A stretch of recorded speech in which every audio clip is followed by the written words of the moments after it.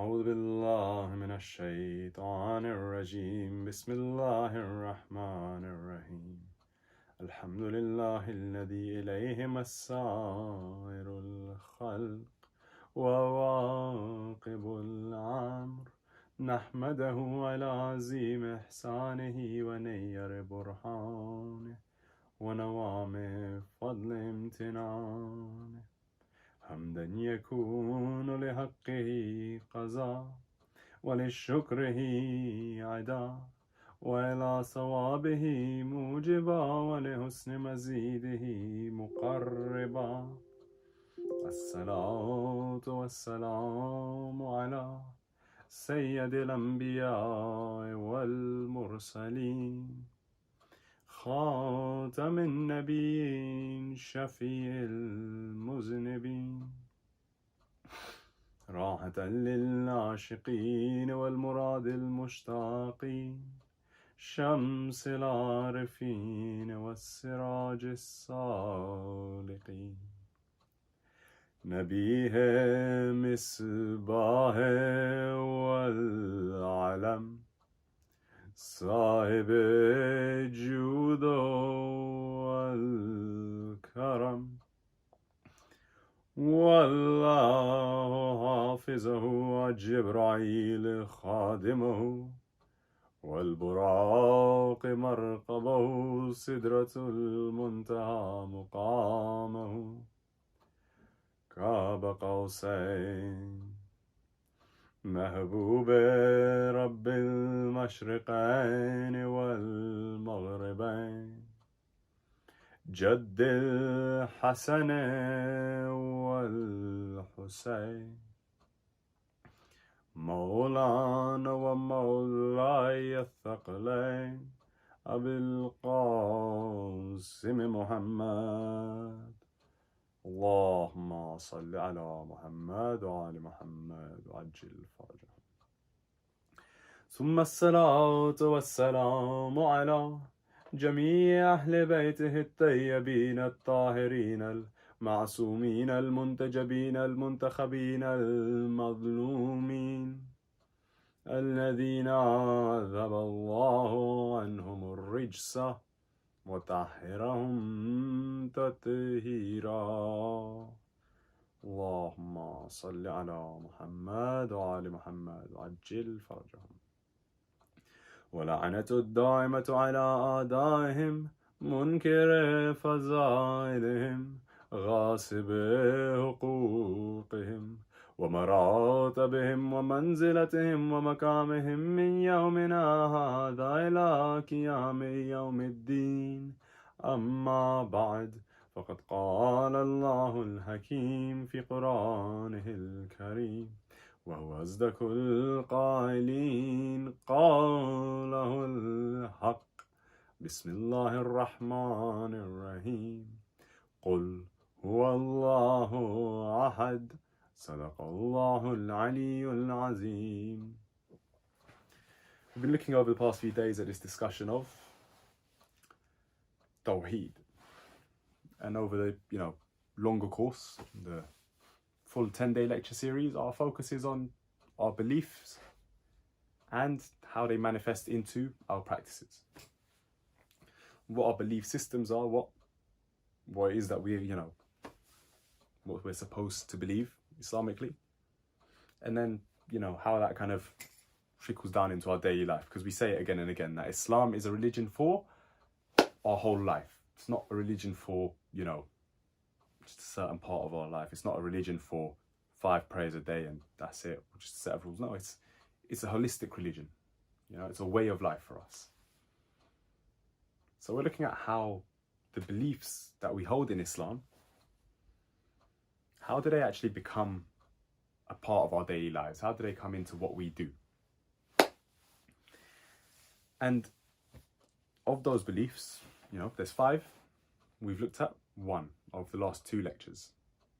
I know there's been 3, but the first one was just an introductory one. So, over the past 2 lectures, we've looked at 1 of the 5. What was that? That was Tawheed, the oneness of Allah Azza wa Jal. The ones that remain are Adala, His justice, Nabuwa, prophethood, Imama, which is leadership after the Prophet, and Qiyamah, the Day of Judgment. Now, today I just want to look at how that Tawheed, that oneness of Allah Azza wa Jal, that we've looked at over the past 2 days, how does that manifest itself in our actions? How does that, come into our daily life? What do we do with Tawheed? Does it have an effect on my life? Is there an impact really and truly? That's what I want to look at today. That's what I want to focus on. And in particular with, Tawheed is the connection that we have with Allah Azza wa Jal. Because it's that connection that we have with Allah that affects our daily life. So with Tawheed, with the oneness of Allah Azza wa Jal, when we think of actions that we do that relate to that Tawheed, when we think of, our practices that relate to Tawheed, when you think of fasting, you don't immediately kind of link it with this amazing closeness to Allah Azza wa Jal. Maybe you link it with a closeness to the Quran in Ramadan. Maybe you link it with a closeness to the people around you, the wider community. You don't necessarily link it directly to Allah Azza wa Jal and Tawheed. Hajj, arguably that's the closest connection that we can gain to Allah Azza wa Jal through our actions, but how often do we really go Hajj? Let's be honest. Hajj is once a year, and even then, for most of us, it's once in a lifetime, really. When we think about our zakat and our khums, the charities and the taxes that we have to give, I dare say not a lot of people while giving that are feeling an amazing connection with Allah Azza wa Jal that's very conscious. Of course, that connection's there and it's building, but it's about that conscious connection. What do we immediately link with Tawheed out of our practices, out of our actions? And the one that really does spring to mind is our salah, our prayer. And often the question comes up is, how do I get khushu' in my prayer? How do I get this focus, this sincerity in my prayer? Stand to pray 5 times a day, be it 2 rakat, 3 rakat, or 4 rakat. But sometimes it just seems to be the case that as soon as I stand for namaz, all of a sudden now I remember, I'll have to cook on. All of a sudden I now start to think, oh, you know what? I wonder what matches Arsenal are playing this week. All of a sudden I start to think, what's going on there? Oh, I wonder how this is. Oh, I wonder where that is. Have I lost that? Oh, I haven't seen that shirt in a while. Our mind starts to wonder. It goes everywhere but on namaz. And often people ask, what's the solution? How do I get this sincerity and this focus in my prayer? How do I get the focus in my prayer? And see, the response to that is very simply that you don't get it in your prayer. That focus, that connection with Allah Azza wa Jal, it doesn't happen in the prayer and end when the prayer ends. It's not like you do your takbiratul ihram, Allahu Akbar, all of a sudden that's it. That connection with Allah Azza wa Jal, it's open, it's there, ready, and as soon as you complete it, you recite your salam, assalamu alaikum wa rahmatullahi wa barakatuh, that's it, it's finished, it's gone. No. This connection, this closeness with Allah Azza wa Jal, this tapping into all his attributes that are defined within Tawheed, that doesn't happen purely in namaz and then has no effect on your life after. No, in fact, it's the other way around. Bring a connection with Allah Azza wa Jal into your daily life and see how your prayers change, see how they flourish, see how your focus is really honed into what you're doing.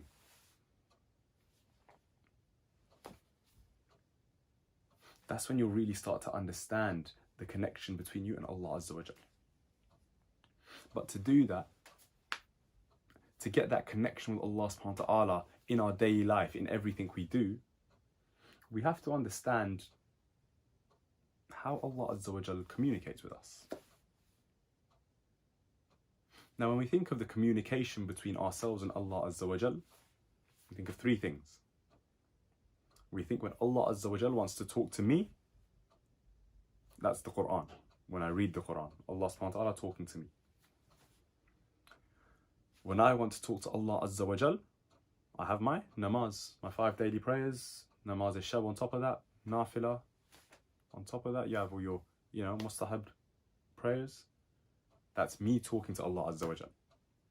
And when we want to converse, it said that is, dua, supplication, where I ask something of Allah Azza wa Jal and He responds. And these are, that's kind of what you think of when you think of the communication that we have with Allah subhanahu wa ta'ala. But in our daily life, in everything we do, Allah subhanahu wa ta'ala, He is communicating with us. See, every little instance that happens in your life, every little thing that goes on every single day, see, it's not coincidental. Allah Azza wa Jalla, He's constantly trying to get our attention, pull us back towards Him, remind us He's there. How does He do that? And how do we become a part of that? See, everything that happens in your life happens for a reason, happens with purpose. So if Allah Azza wa Jal, or rather, let me give you an example here. So for instance, you wake up. I don't know, you wake up, you get out of bed. Let's see what happens first thing in the morning. In my house, you wake up, you get out of bed, you want to go brush your teeth, someone's already using the washroom. It's occupied. First thing that happens, all right, now think to yourself, I've gotten out of bed, a bit grumbly, don't want to get out of bed. Now I've gotten out of bed, I've realised I can't do the thing that I got out of bed to do, brush my teeth, freshen up. Now at that point, I can do one of two things. I can just go and slump back in bed, or, I can wait. Right, let's see. They'll be out soon. When that happens, what's my immediate thought? My first thought is, let me go back to bed. My very first thought isn't, why did this happen? Why have I woken up, gotten out of bed, pulled that blanket off, and then found out that I can't go brush my teeth right now because toilet's occupied? First thought isn't why, and it kind of doesn't make sense. Why would my first thought be why, really? What's the point of my first thought being, why did that happen? It happened. There's nothing, too hikmah-fied about that. There's no real, knowledge and reasoning behind that. It's just something that happened, right? But maybe it's not. Maybe my first thought, instead of being, let me just go jump back in bed, maybe my first thought should be, okay, cool, so right now I can't do this, what else can I do instead? What else is Allah Azza wa Jal pushing me towards? Where am I directing my attention now? Cool, it may be the case that Allah Azza wa Jal is telling you get back in bed, you're still tired. Maybe the case there's something else for you to do at that moment that Allah Azza wa Jal wants you to do, needs you to do. You're driving, you're in traffic, someone cuts you off. Your first thought, hit the horn, swear at them a little bit, give them a little something to remember, let them know you're not happy. That's your first reaction. What should your first reaction be? This person's cut me off. Why have they cut me off? I can think of what I would say because he's a so-and-so, but why? Maybe I cut someone off earlier. Is Allah Azza wa Jal's, way of putting me back in my place? Karma, so to speak. Maybe He's cut me off and slowed me down just a little bit, making me a little bit late, but meaning that I'll miss something that, I would rather have missed. Meaning that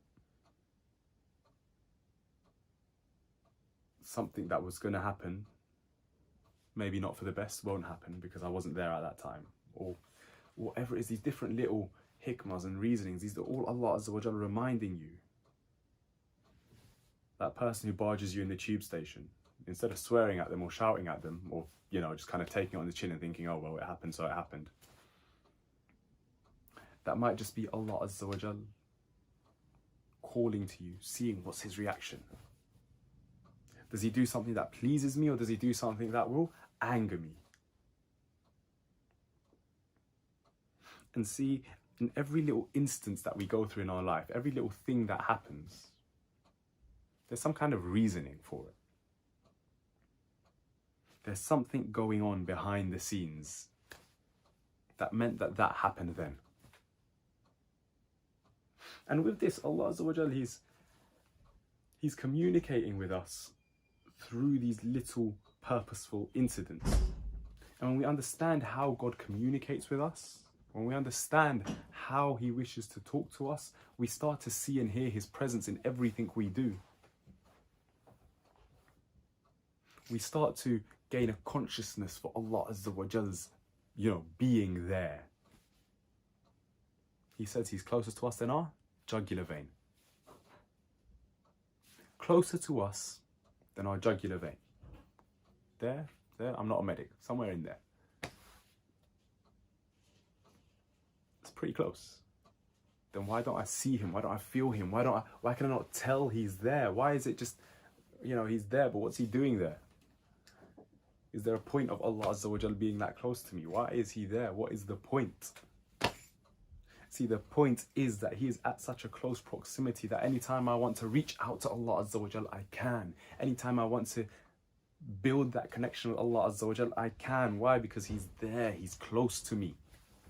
When you build that connection, when you get that consciousness of Allah Azza wa Jal's presence in your everyday life, that's when your actions, so for instance, your namaz, which we were speaking about, that's when in your namaz you will have that khushu', that sincerity. And sometimes we don't quite understand why the things that happen. Sometimes we don't quite understand why our life unfolds the way it unfolds. But it's kind of like, with parents. Parents constantly say, okay, call me when you get there. Or if you go on holiday, call me while you're there. Call me every day. Send me pictures. But why? I'm going on this day. I'll be back on this day. Why don't I need to talk to you every single day? If you go out with your friends somewhere, all right, let me know what time you're going to be back. Let me know where you're going, who you're going with. Why? I'm going. I'll be back at this time. I'll be fine. It's not. Why? But see, until you become a parent yourself, you never understand that. You never quite get that relationship that a parent has with their child, because it's not, every relationship is two ways, but the way a parent sees their child or feels about their child, it's not the same as the way a child feels about their parent. It's not. There's different love and feeling and fear that a parent holds for their child than a child does for their parents. In the same way, Allah Azza wa Jal, we might not see it. We might not see the hikmah in His actions. We might not understand it yet. But there will come a time where we will come to understand the benefit of everything that happened in our life. The way our life unfolded, why did it unfold in that way? Where did it take me? Where did we reach? And this thing online constantly, we move. That saying, what does that actually mean? We move. It means, something bad happened in my life. Whatever it may be.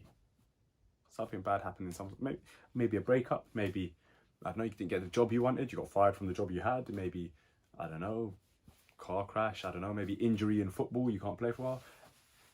It is what it is, we move. The reason we say that, and the actual point behind that, which a lot of people say it and they don't really get it, what you're saying there, what you're looking at there is a new attitude towards what's happened. Okay, cool, that happened. Yeah, let's say it's an injury in football. Okay, you've gotten injured, you're out for 3 weeks maybe, you're going to miss a match. 3 weeks, that's 3 league matches. Why? Crucial match coming up, I've missed the match now, I've gotten injured. Why did it have to happen now? Why? Don't worry about that, it's happened. What do? We focus on A, bettering ourselves, healing ourselves, fixing ourselves, and B, we realize that, this has happened now, but later on down the line, it leads to something else. This incident, this difficult thing, this pain, this issue that I'm going through, it's not an isolated incident. It's not something on its own. It's part of a big chain.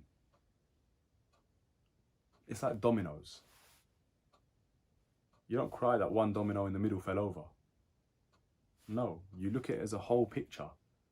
That very first thing that happened that led to all these other events, this chain of events happening, and in the end, you've got this, whatever it is people do with dominoes, isn't it? Some people do art, they make they're not drawings or paintings, but like a picture with dominoes, or sometimes they have a massive set of dominoes that all fall over. But it comes to something it comes to fruition, it becomes something at the end of the chain. We need to stop looking at each individual incident in our life as an isolated event. It's not just something on its own, it's part of a greater deal. And that thought of, we move, it is what it is.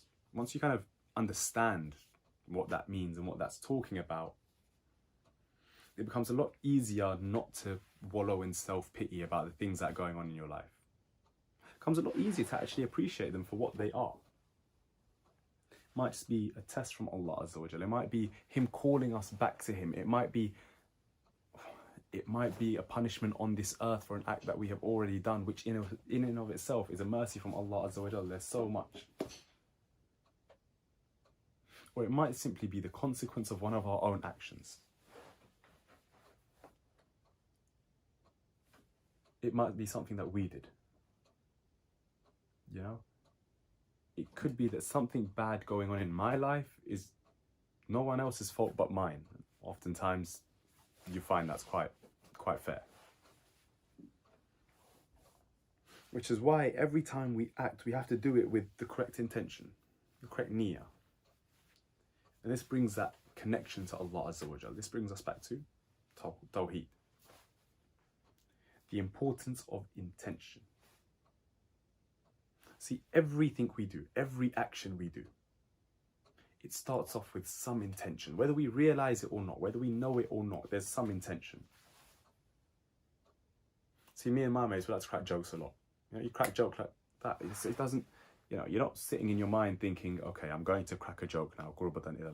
Obviously you're not doing that. No, you're sitting there talking, you crack a joke, but your intention is what? To make people laugh. Whether you realize it or not, that's why you're doing what you're doing. When you're driving, in your head, you don't sit there and think, okay, now I'm going to go into the right lane so that I can take that exit, so that I can, left lane if I'm taking exit. But okay, now I'm going to go into the left lane so I can take that exit and then do this and that and get there. No, you just think, oh, there's my exit, let me go. Well, to be fair, if you're doing that, you're not a great driver. You don't always consciously think about your intentions, but your intentions are there none the same. All the same. Those intentions are still there, they're still important. In fact, your intentions is one of the most important parts of every action you do. Your intention, in fact, it's so important it can turn a haram act into a wajib act. I always look at, these things as like a scale. On one end you've got mustahab, which you don't have to do, but Allah Azza wa Jalla loves it when you do it. Then you've got, wajib. You've got mubah, which is, either or, whether you do it or not, there's no reward or punishment. You've got makruh and you've got haram. I look at it as like a spectrum. Further away you are from haram, the better, right? And if you look at this point on that spectrum, you've got haram. If you go all the way to the other end, nearly all the way, I'd say the last point is mustahab, but just before that is wajib. Your intention can turn something from being haram to wajib. How? If you're doing it to save life, if you have no other form of sustenance except some haram food, that haram food becomes wajib on you to eat it if it means that it will save your life.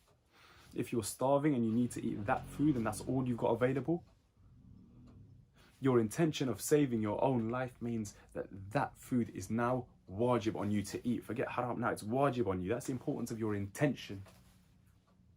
The reasons we do what we do. What is my purpose in doing this? And when we look at, purpose, intention, it's odd because it works differently in this way than it does in this world, than it does in the next world. Intention, it's odd. See, in this world, for instance, if I go stand outside a car dealership and I'm just staring at this one car, my dream car, staring at it, wow, this car. Dealer comes out to me and he's like, oh, hi, how can I help you? I tell him, look, I've got no money, but I'm intent on buying this car. He's going to tell me, get out of it. What are you doing?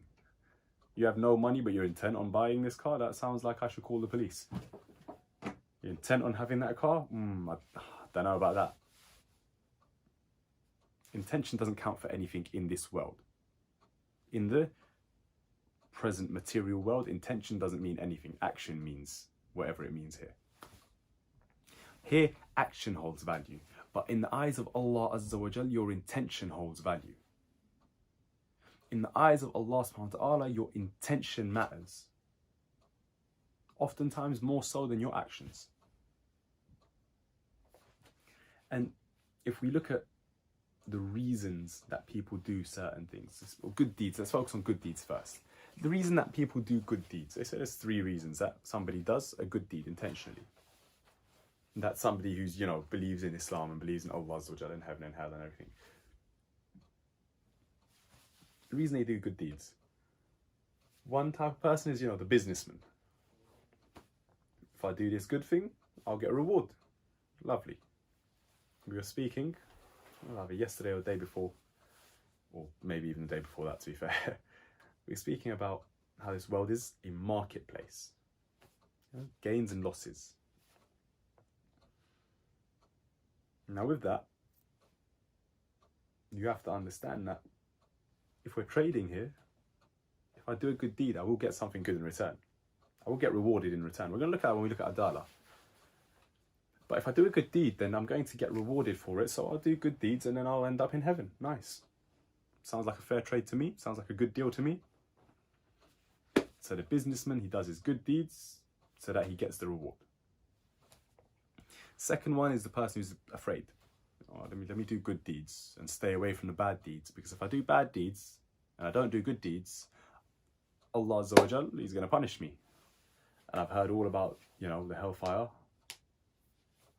Narun Hamia, this raging fire.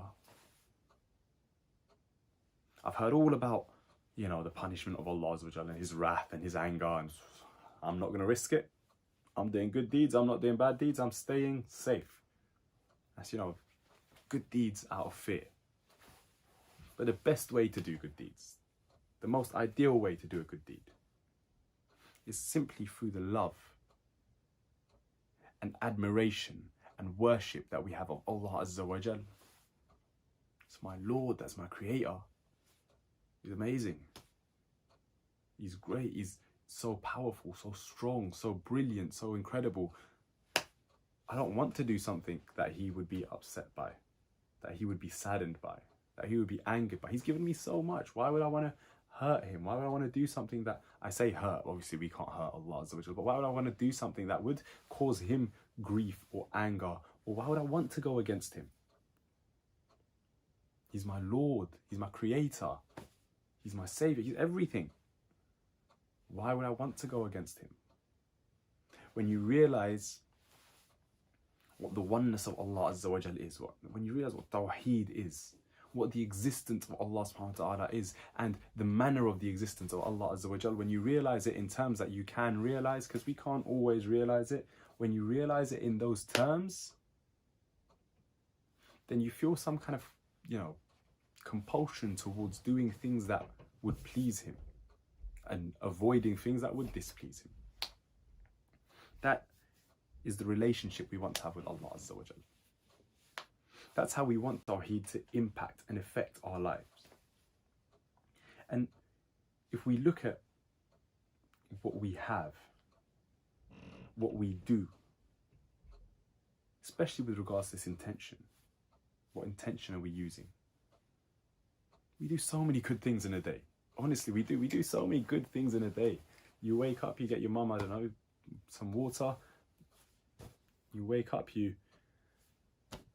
I don't know, everything seems to be when you wake up, but throughout the day you do so many good things, honestly.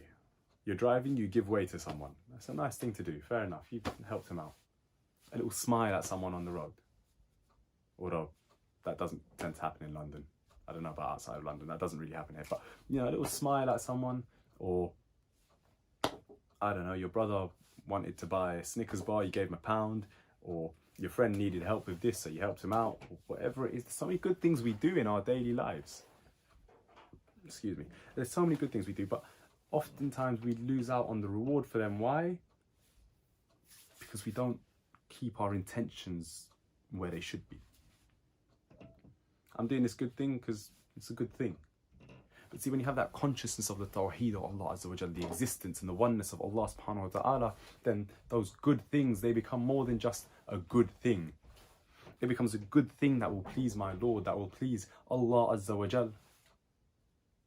When you have that consciousness and that understanding and that concept of Allah subhanahu wa ta'ala, then you no longer have these empty intentions, this intention of, oh, let me just do it because, you know, fair enough, it's easy, I'll do it quickly, or help him. I'll do that, it should be a nice thing to do. It's not just a nice thing to do, it's a nice thing for you to do that will please your Lord, that will please Allah subhanahu wa ta'ala. When you gain this kind of consciousness, this kind of realization that Allah Azza wa Jal, He is in everything around us, that He has some kind of wujud, some kind of existence within our life, within every aspect of our life, then everything you do, it relates back to Allah Azza wa Jal in some way. When you relate everything back to Him, that's when this tawheed starts to find itself in your daily life. That's when it finds itself in every action you do. And when we think about it, having that intention of doing something for Allah Azza wa Jal, Allah Azza wa Jal responds to that intention as well. He responds to our wishes as well. Because if we think about Allah Azza wa Jal and getting close to Him and, you know, being close with Allah Azza wa Jal, qurbatan Allah, all this stuff, it can seem quite tough. How do I get close to Allah subhanahu wa ta'ala? You know, how do I go about that? How do I do that? How do I get there? And it's an example I've used many times. I've said it at Hussaini mission as well, actually, a few times. Of the grandfather who walks through his library. There's an example told to me by Allah Masafi here. He says that I was studying and I was walking through my library. I went towards my library, which is in another room in my house. As I went, I walked through a room where my granddaughter was, you know, she was sitting playing on the bed. Not even a toddler. She can't, you know, she's like a newborn baby at that point. And he says, as I walked through, you know, she was playing, I smiled at her, she smiled back. I got my book or whatever it is I need to get, and I turned around, I was going back to where I was studying. And as I walked back through the room, my granddaughter, she just kind of put her arms out to me. She wanted me to pick her up. She put her arms out. She was too young to actually, you know, crawl over or walk over or say anything, what have you. So all she could do was really put her arms out. Put her arms out for Maulana to pick her up, for Allah to pick her up. He goes over, he picks her up, and it hits him then that, look, we just have to put our arms out towards Allah Azza wa Jal one time, and He will come the rest of the distance. This toddler didn't walk across the room to her grandfather, no. She raised her arms out towards him, he walks across the room and picks her up. Same way our relationship with Allah Azza wa Jal is. Allah subhanahu wa ta'ala in fact tells us, if you come walking towards me, I will come running towards you. He hears our intentions. He responds to them. But, and just with an eye on time, that's our intentions. What about our actions? You know, it's all well and good having great intentions, but if I go to punch someone with the intention that, you know, it'll get me closer to Allah Azza wa Jal, of course, there's some situations where it might do, but most situations that we will find ourselves in, it probably won't. If I go to do, you know, if I go to lie with the intention that, you know, it will make me closer to Allah Azza wa Jal, yeah, no, that's not going to work. If I go to backbite with the intention of qurbatan ilallah, it's not like that. It doesn't work like that. So our actual actions, what we do, and sometimes it can be a little bit difficult to avoid making mistakes, avoid doing the wrong thing. Because sometimes it just happens, you don't even realize it, you know? Sometimes you don't notice the wrong that you're doing. So what we've got to do is, and it's just a little bit of advice on that, is that we have to tune into our mind. Allah Azza wa Jal, He's given us a great intellect. He's given us an incredible mind. Tune into it. Listen to what your head's telling you a little bit, you know? And when you do that, then you start to gain, first of all, what we were talking about before, you start to kind of pick up more about what's going on around you. You see more around yourself. It's like, for instance, when I'm driving, so I drove to Scotland recently. When I was driving to Scotland, yeah, the views were amazing. I didn't get to see most of them because I had my eyes on the road. Yeah, I'm a good driver. I was looking at the road. I wasn't, you know, If I'm driving like this and I'm looking out at the mountains over there, yeah, that's a recipe for disaster. So, you know, I got a little glimpse of what's going on. I can see, you know, what's in my peripheral vision, but I didn't get that amazing appreciation for the roads from here to Scotland.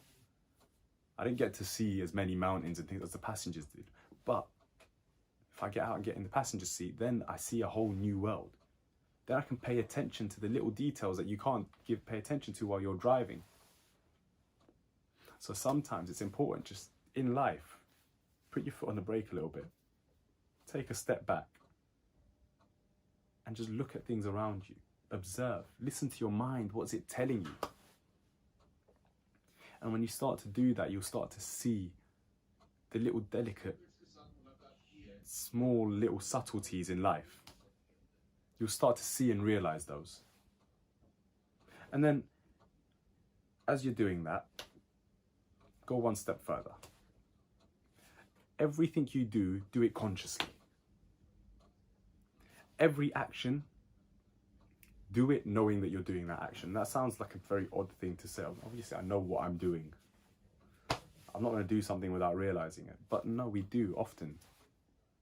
We do things without realizing what we're doing. We do things without consciously thinking it through, without knowing why we do things. And there's different reasons why we do things. It might be, you know, I just need a little bit of time to relax, so I'm putting on Netflix. It might be that, I don't know, I've been feeling a little bit weak lately, or I don't know, my fitness isn't where it should be. So for me, for instance, I started playing football a lot more often now because I felt like my fitness was getting a bit lower. My fitness was slowing down, you know, like 2-3 laps of the pitch and I was huffing and puffing, I was wheezing. So I thought, you know, I need to get back into proper football. So now I play like 2, 3, 4 times a week. But that's why I was doing it, you know, for my health. Sometimes we do things because we have to. What do we have to do? We have to go out. We have to earn money. We have to do that kind of stuff just because, you know, it's the way the world works. You have to do it. Sometimes you do things, for instance, if you've got your own business, sometimes you do things for the benefit of your business, just to push that. There's different reasons we do different things. Know what the reason for each and every action that you do is. Understand why you're doing what you do. You'll realize, A, you'll make a lot less mistakes, and that's not just, you know, mistakes Islamically. That's not just, you know, bad deeds or sins or whatever. You'll actually just start doing better in life with things that you do. Anything you do, you'll start doing better. Why? Because everything you do, it's more conscious, it's more thought through. There's reasoning and logic behind it. If I ask you, why did you do that? You can explain to me. You can justify it to me. It's not just a, I don't know. You can do it, I mean, you can explain or justify what you've done because you've justified it to yourself before you've done it. So act with reasoning, act with an understanding of why you did what you did, and think of 2 things before you act. So you've got your reasoning, and apart from that, think of 2 things. First of all, think of Allah Azza wa Jal, of course.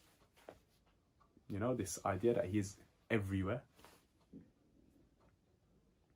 This idea that He hears everything, that He knows everything. Keep that in mind. Remember that. Think about that before you do anything.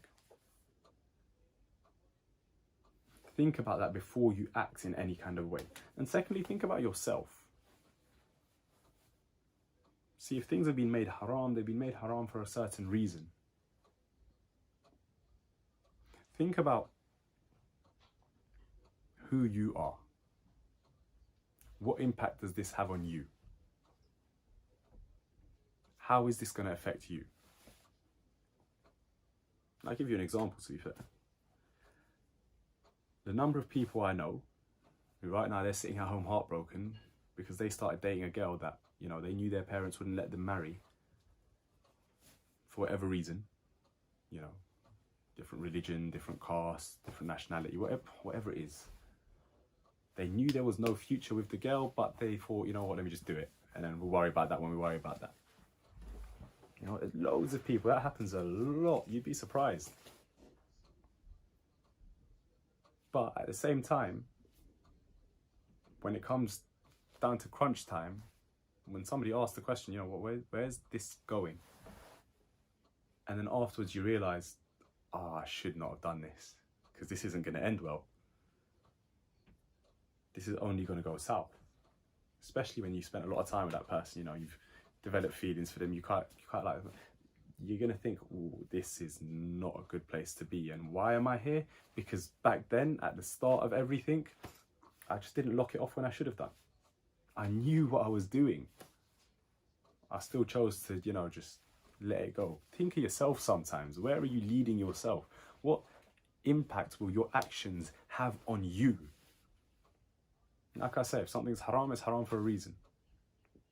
Allah Azza wa Jal, He didn't just throw out a bunch of rules willy-nilly. No, there's hikmah, there's reasoning, there's thinking behind the rules of Islam, and they are to protect me and you.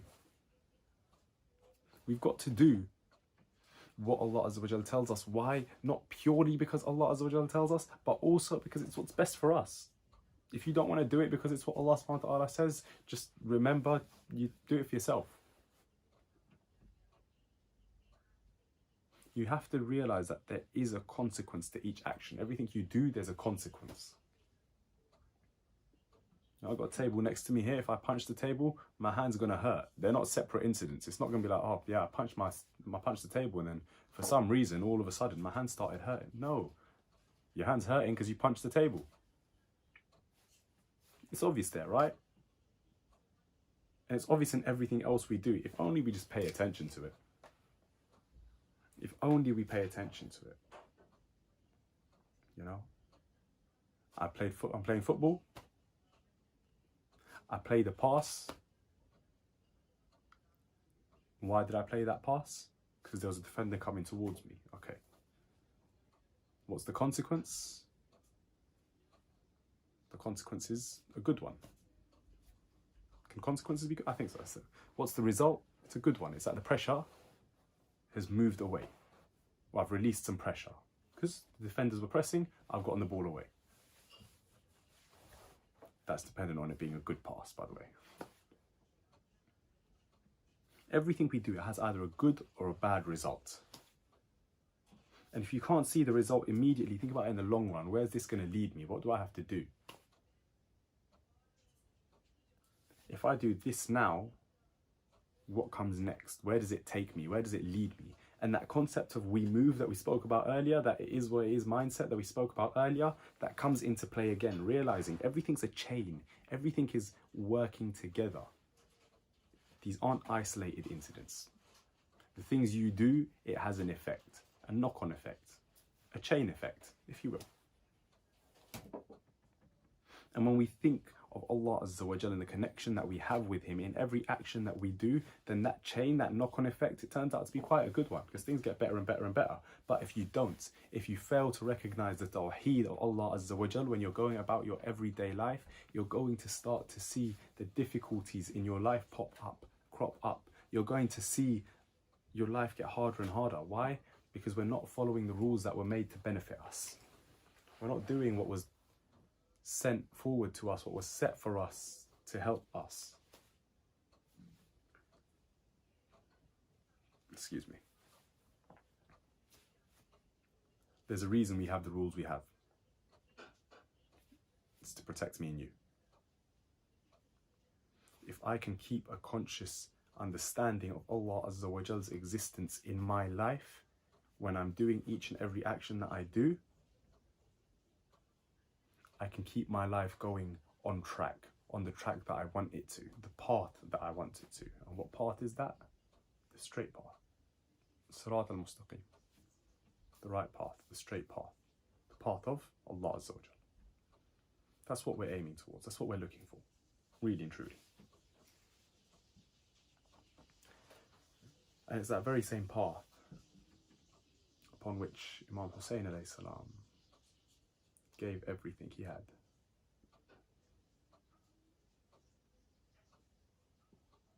And at the point where he'd given everything,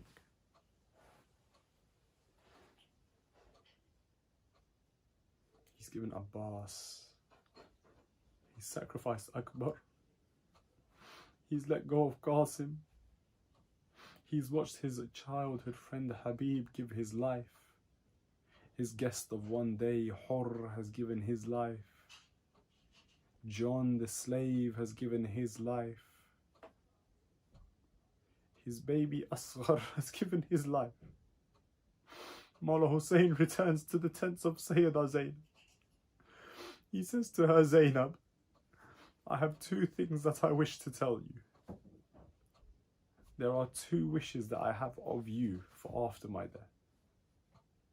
He says the first is, Zainab, in your night prayers, in your namaz-e-layl, your salatul-layl, your namaz-e-shab, Zainab, do not forget your brother Hussain.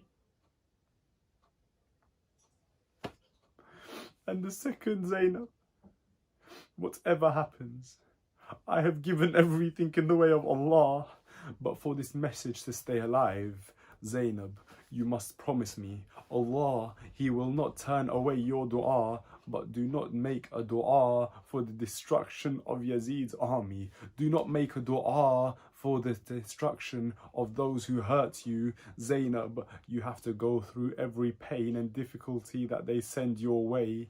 That is the only way my mission will be completed. And Sayyidah Zainab, how she remembered the will of Imam Hussain. In his last few moments with her, he asked two things of her. These two things Zainab kept with her whole life. They say that in the prison of Sham, there came a time where Sayyidah Zainab, every time they would bring food to the prisoners, they would bring such little food that there would not be enough to give around to everybody. So day after day, Zainab would give away her food. She would take just the tiniest amount to keep herself alive, until the point came where Sayyidah Zainab Ulya Khatoon cannot stand up in the prison of Sham. She cannot stand up. She cannot hold herself up. At this point, she can only stay seated, but even in that state, even in that pain, Zainab, every time she recites namaz-e-shab, she remembers Hussain, whose head was severed in Karbala. And then the second thing Imam Hussain asks of Sayyidah Zainab, he said to her, what? Zainab, do not ever do a dua against the army of Yazid. Simply accept their injustices and go forward with it. Take what they give you, Zainab. It is the only way my mission will survive. Sayyidah Zainab, there comes a time where as they approach the door of Kufa, the entrance to the city, Sayyidah Zainab, she begins to think to herself, I know this entrance, I know this place. She remembers the time when her father Ali brought her from Medina to Kufa.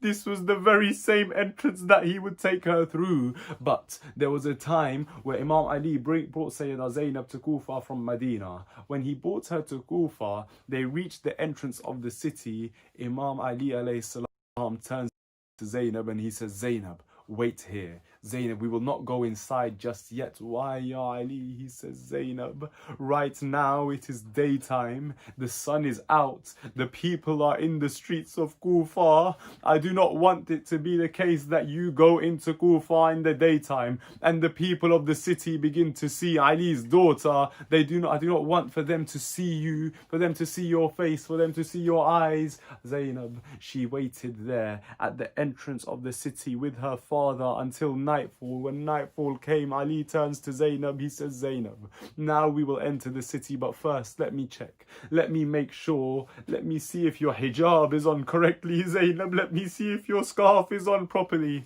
If your chadar is wrapping you properly. Zainab, let me make sure, even under the cover of night, if anybody happens to be in the streets, they do not see you. Mawla Ali, he takes Zainab into the streets of Kufa.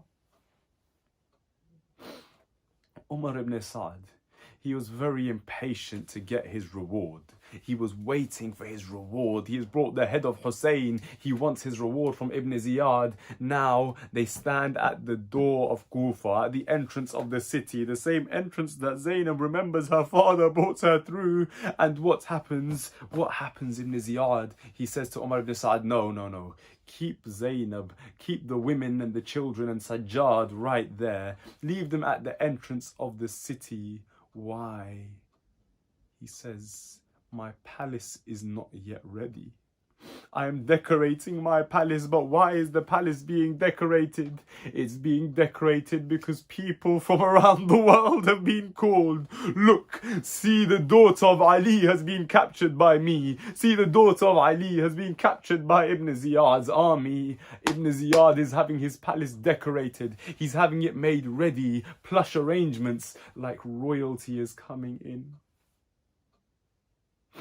Sayyida Zainab. She wants to get inside as quickly as she can. She does not like waiting outside in the marketplace. The people are everywhere. They are watching and they are gawking. At one point she says to Shimon, she addresses him, or she says to Umar ibn Sa'ad, she says, "Oh son of Sa'ad, you have done many things to hurt us. Just do one thing for Zainab. Instead of this entrance, can we go from the other entrance of Kufa?" Zainab remembers this entrance as the entrance that her father brought her from. According to some narrations, from that particular entrance, Zainab could see her house in the distance. The house of her father Ali when he was the governor, when he was the Khalif. Mawla Ali, his house right there, the very same streets of Kufa, and here Zainab stands without her hijab. She could not bear it. She says to Umar ibn Sa'ad, "Let us go through the other entrance. Let us go from there instead of here." Umar ibn Sa'ad, it is narrated, he looks at Zainab and he says to her,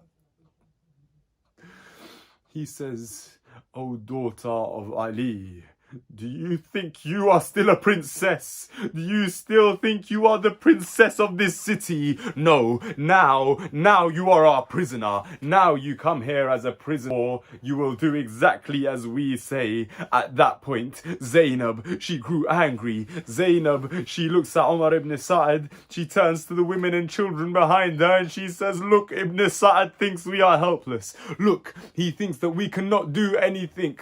I will raise my hands towards the skies. I will pray to Allah Azza wa Jal. Oh Allah, destroy Ibn Sa'ad. Destroy the armies who have done this to us.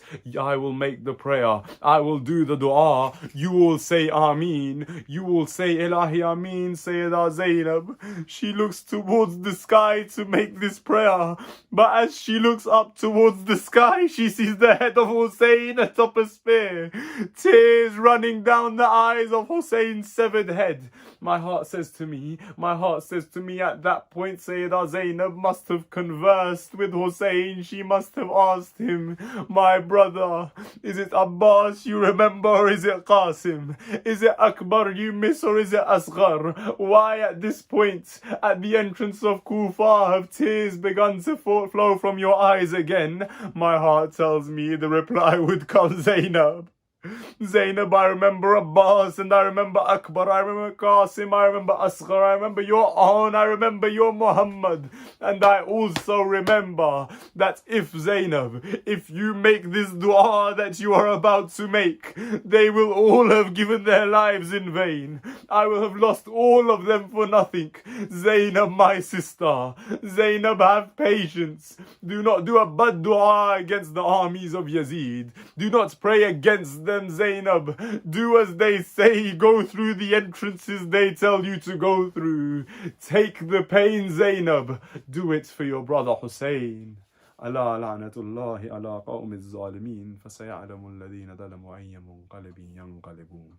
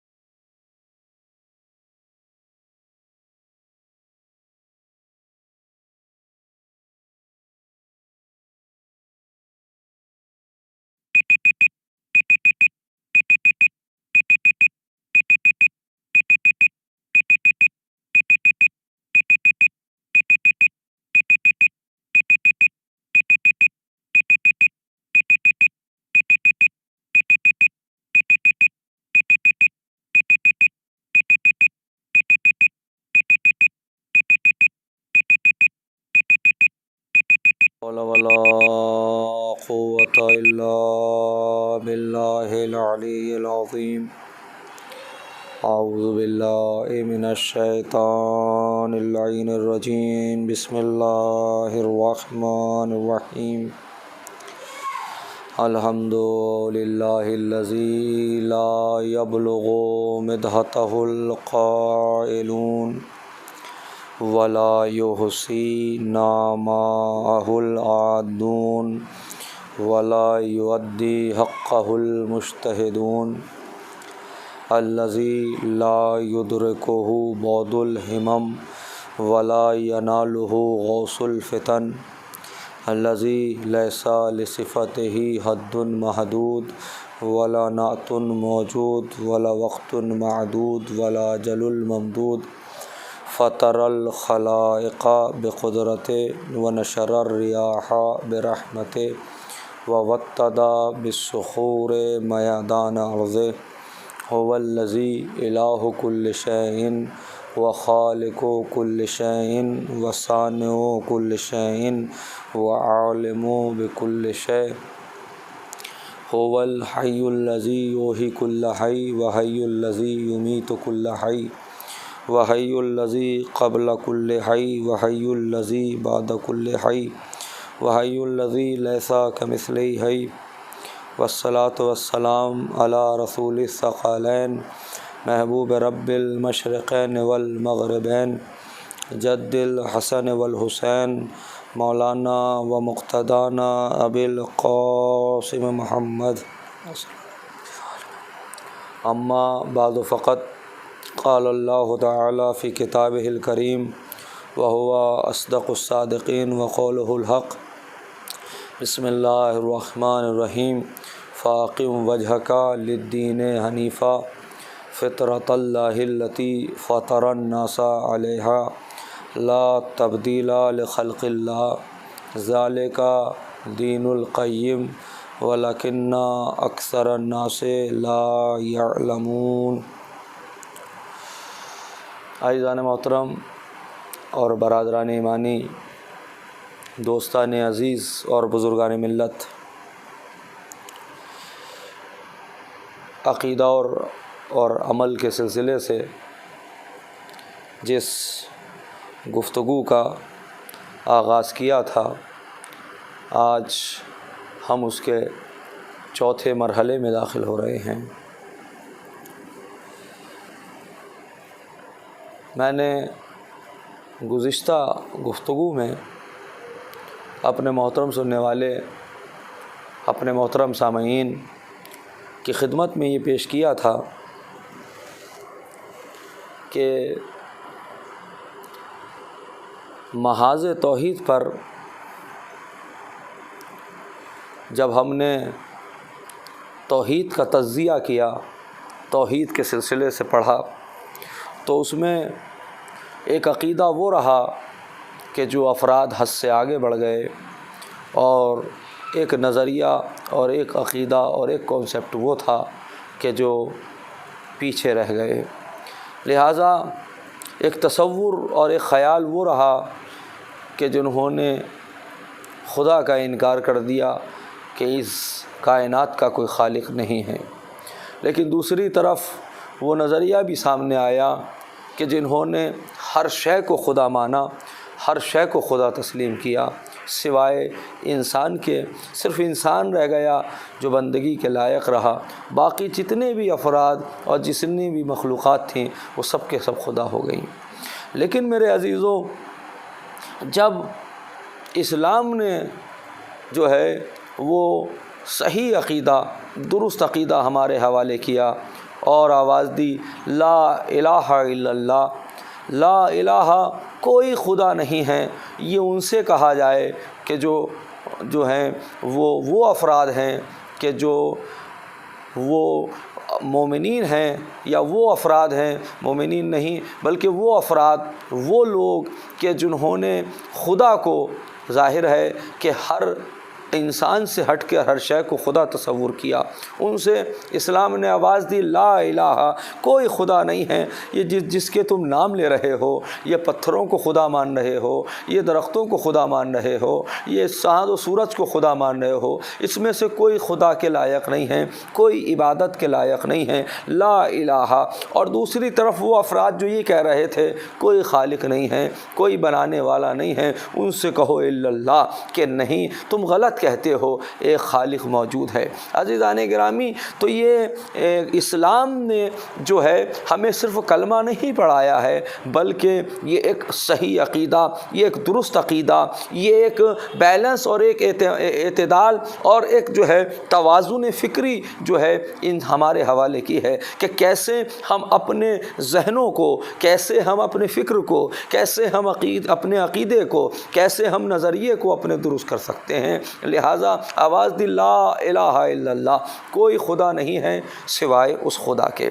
میرے عزیزو، لیکن مجھے آپ کی خدمت میں یہ آگے پیش کرنا ہے، ظاہر ہے کیونکہ یہ سب سے اہم مسئلہ ہے توحید کا، مجھے زیادہ تفصیلات توحید پر پیش نہیں کرنی ہے، بس آج کی گفتگو اور توحید پر، پھر اس کے بعد جو ہے ظاہر ہے عدل اور نبوت و امامت و قیامت جتنے بھی اصول دین ہیں، اور پھر اس کے بعد مجھے فروع کے سلسلے سے بھی آپ کو بیان کرنا ہے. تو میری کوشش یہ ہے کہ میں آپ کو کچھ اہم چیزوں کی طرف کہ جو زیادہ اہمیت کی حامل ہیں اس کی طرف تفصیل پیش کروں، اور باقی جو چیزیں ہیں اس کا صرف اشارہ کرتا چلوں، اس لیے کہ موضوع وہ وسیع ہے، موضوع جو ہے اپنی وسعت کے اعتبار سے جو ہے وہ بہت زیادہ عریض ہے، بہت زیادہ وسیع ہے. تو میں چاہتا یہ ہوں کہ جو اہم نکات ہیں، جو اہم پوائنٹس ہیں، جو مین پوائنٹس ہیں، وہ آپ کے حوالے کروں، تاکہ میرا محترم سننے والا مجمع ایک دین کا خاکہ، ایک عقیدے اور عمل کا خاکہ اپنے ساتھ رکھے، تاکہ اسے یہ پتہ ہو کہ ہمارے دین کیا ہے، ہماری شریعت کیا ہے، ہمارا اسلام کیا ہے، ہمارا دین کیا ہے. تو جب ہمارے عقل نے،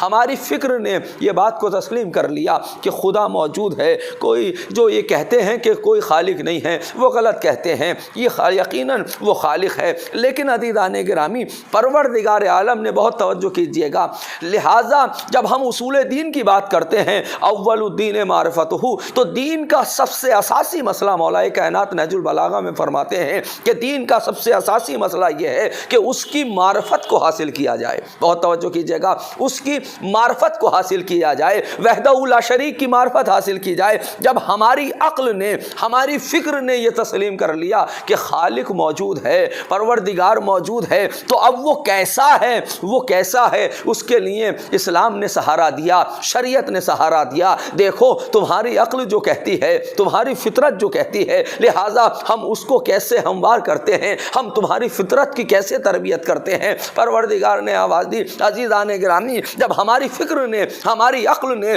ہمارے سوچ نے، ہمارے ذہن نے اس بات کو تسلیم کر لیا کہ یقیناً اس زمین کا بنانے والا کوئی ہے، اس آسمان کا بنانے والا کوئی ہے، اس کائنات کا بنانے والا کوئی ہے، یہ ممکن نہیں ہے کہ یہ کائنات بغیر بانے کے بن جائے، تو لہٰذا جب وجود خالق کا اقرار کر لیا، جب پروردگار کا اقرار کر لیا، تو اب ضرورت اس بات کی ہے کہ لہٰذا ہم اس کا جو ہے جب اقرار کر لیا تو اب ہم اس کی معرفت کو حاصل کریں. اسی لیے اصول دین میں بہت توجہ کیجیے گا، اصول دین میں سب سے پہلی چیز توحید ہے. توحید کا مطلب یہ ہے کہ خدا کو واحد ماننا، خدا کو ایک ماننا، خدا کو احد ماننا.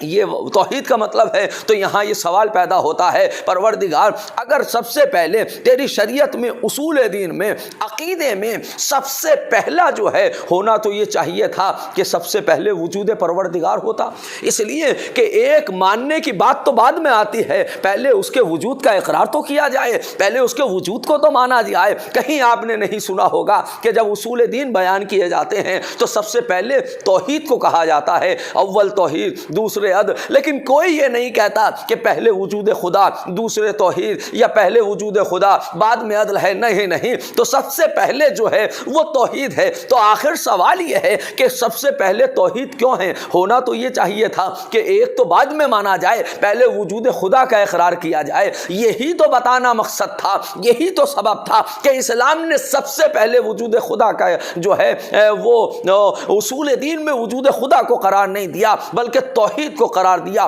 اس کی وجہ یہ تھی، اس کا سبب یہ تھا، اس کا ریزن یہ تھا، تاکہ انسان جب میزان عقل میں خود عقل کے اعتبار سے، جو اس لیے کہ ظاہر ہے اصول دین میں جو ہے وہ تقلید نہیں ہوا کرتی، نہ آبا کی تقلید قرآن نے منع کر دیا، خاص وہ افراد وہ یقیناً جو ہے یہ جو ہے وہ کفار و مشرکین کا طریقہ ہے کہ وہ اپنے آبا و اجداد کے اوپر عمل کرتے تھے. نہیں، تمہیں خود اپنے عقل کی میزان پر خود جو ہے سوچنا ہے، خود غور کرنا ہے کہ وہ واحد ہے، کوئی حجت ایسی قائم نہیں ہے. اس لیے کہ ظاہر ہے اگر یہ کہا جائے کہ آپ اللہ کو مانتے ہیں، یقیناً خالق موجود ہے، اور دلیل یہ دی جائے ہاں خالق موجود ہے اس لیے کہ والد صاحب کہتے ہیں، خالق موجود ہے اس لیے کہ دادا کہتے ہیں، خالق موجود ہے اس لیے کہ قرآن کہتا ہے، خالق موجود ہے اس لیے کہ روایت کہتی ہے، تو لہٰذا جو انسان اگر سب سے پہلی جو چیز ہے، جو انسان خالق ہی کو نہیں مانتا، جو ابھی خالق کے اوپر بات کر رہا ہے،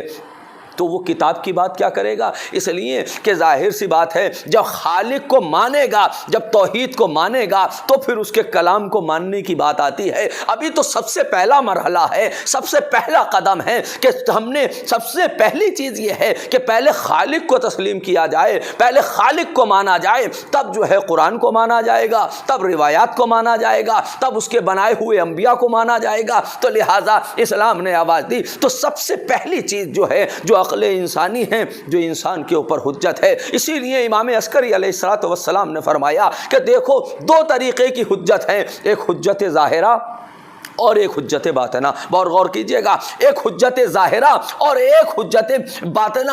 حجت ظاہرہ جو ہے وہ پروردگار کے انبیاء ہیں، کتب ہیں، یہ حجت ظاہرہ ہے. حجت باطنہ کیا ہے؟ یعنی باطن حجت، چھپی ہوئی حجت، یہ عقل انسانی ہے، یہ فکر انسانی ہے. تو سب سے پہلا ہادی، سب سے پہلی حجت، سب سے پہلی جو ہے وہ انسان کی برہان اور انسان کی دلیل جو ہے وہ عقل انسانی ہے. پہلے عقل سے یہ مانو کہ یہ عقل تمہاری تسلیم کرے. یہ کیسے ممکن ہے کہ چھوٹی سی چیز جو ہے وہ بغیر بنانے والے کے نہیں بن سکتی، تو اتنی بڑی کائنات کیسے بن سکتی ہے؟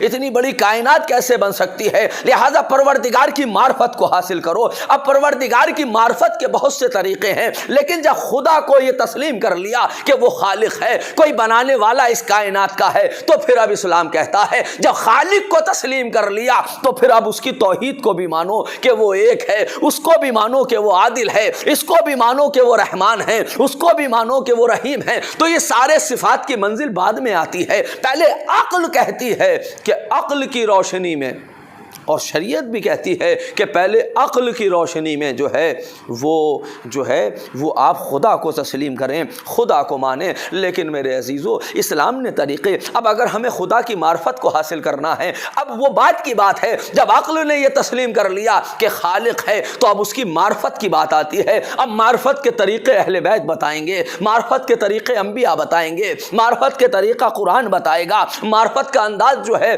وہ اس کے انبیاء اور رسول بتائیں گے. لہذا قرآن نے آواز دی سنوریہم آیاتنا فی الآفاق وفی انفسہم حتی یتبین لہم انہ الحق.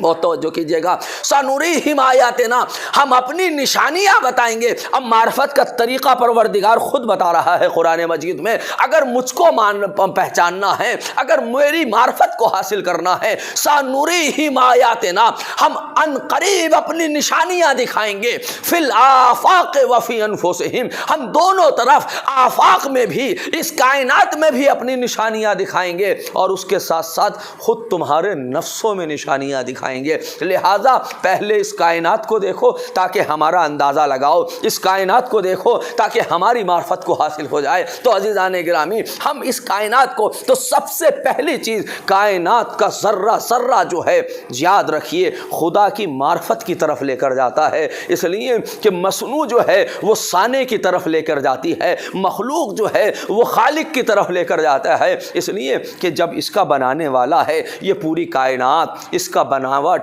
اس کی جو ہے وسعت اور اس کی جو ہے وہ نظم و ضبط یہ بتاتا ہے کہ یہ کیسے ممکن ہے کہ مخلوق ہو تو کوئی خالق نہ ہو، یہ کیسے ممکن ہے کہ یہ منظم کائنات ہو تو کوئی منظم جو ہے کوئی نظام آرگنائز کرنے والا نہ ہو۔ اب یہ کائنات چل رہی ہے تو یہ کیسے ممکن ہے کہ کوئی کائنات کو چلانے والا نہ ہو۔ بہت توجہ کیجئے گا، کوئی کائنات کو چلانے والا نہ ہو تو ایک راستہ یہ ہے کہ آپ کائنات کو دیکھیے، کائنات کا اندازہ لگائیے، اور کائنات کا اندازہ لگاتے لگاتے آپ کائنات پر غور کرتے جائیں گے۔ جتنا آپ کائنات پر غور کریں گے ویسے ویسے خدا کی معرفت ہوتی چلی جائے گی، ویسے ویسے خدا کو پہچانتے چلے جائیں گے۔ جب آپ دنیا کو دیکھیں گے، جب آپ نظام شمسی کو دیکھیں گے، جب آپ سولر سسٹم کو دیکھیں گے، جب آپ اس پوری کائنات کو دیکھیں گے کہ اتنی خوبصورت چاند ہے، اتنا زمین بہترین ہے، چاند سورج یہ ساری چیزیں ایک ہیں، اس لیے کہ کائنات میں ہم نے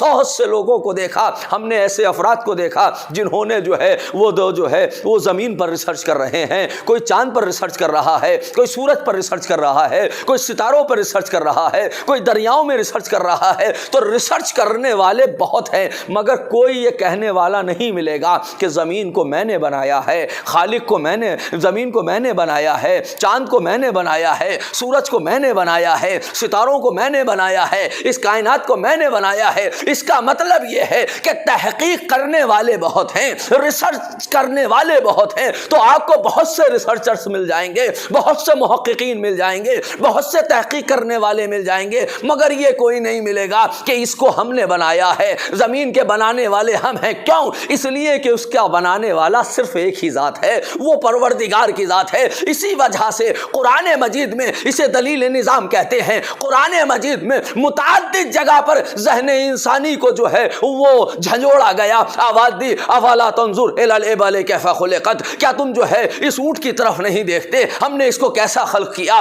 الی الجبال کیف رفعت، کیا ان پہاڑوں کی طرف نہیں دیکھتے، ہم نے اس کو کیسے بلند کر دیا، الی الزمین کیف سطحت، کیا الی الارض کیف سطحت، کیا تم اس زمین کی طرف نہیں دیکھتے کہ کیسے ہم نے اس کے فرش کو بچھا دیا، کیا آسمان کی طرف نہیں دیکھتے کیف رفعت، ہم نے اس کو کیسے بلند کر دیا۔ تو پروردگار اپنی نشانیاں بتا رہا ہے، اپنی جو ہے وہ دلیلیں بتا رہا ہے۔ بتانا یہ ہے کہ جب تمہیں چاند کی خوبصورتی نظر آئے تو یاد رکھنا کہ جب یہ ایسا ہے تو بنانے والا کیسا ہوگا، جب اس کی کائنات اتنی عظیم ہے تو پھر بنانے والا کتنا عظیم ہوگا۔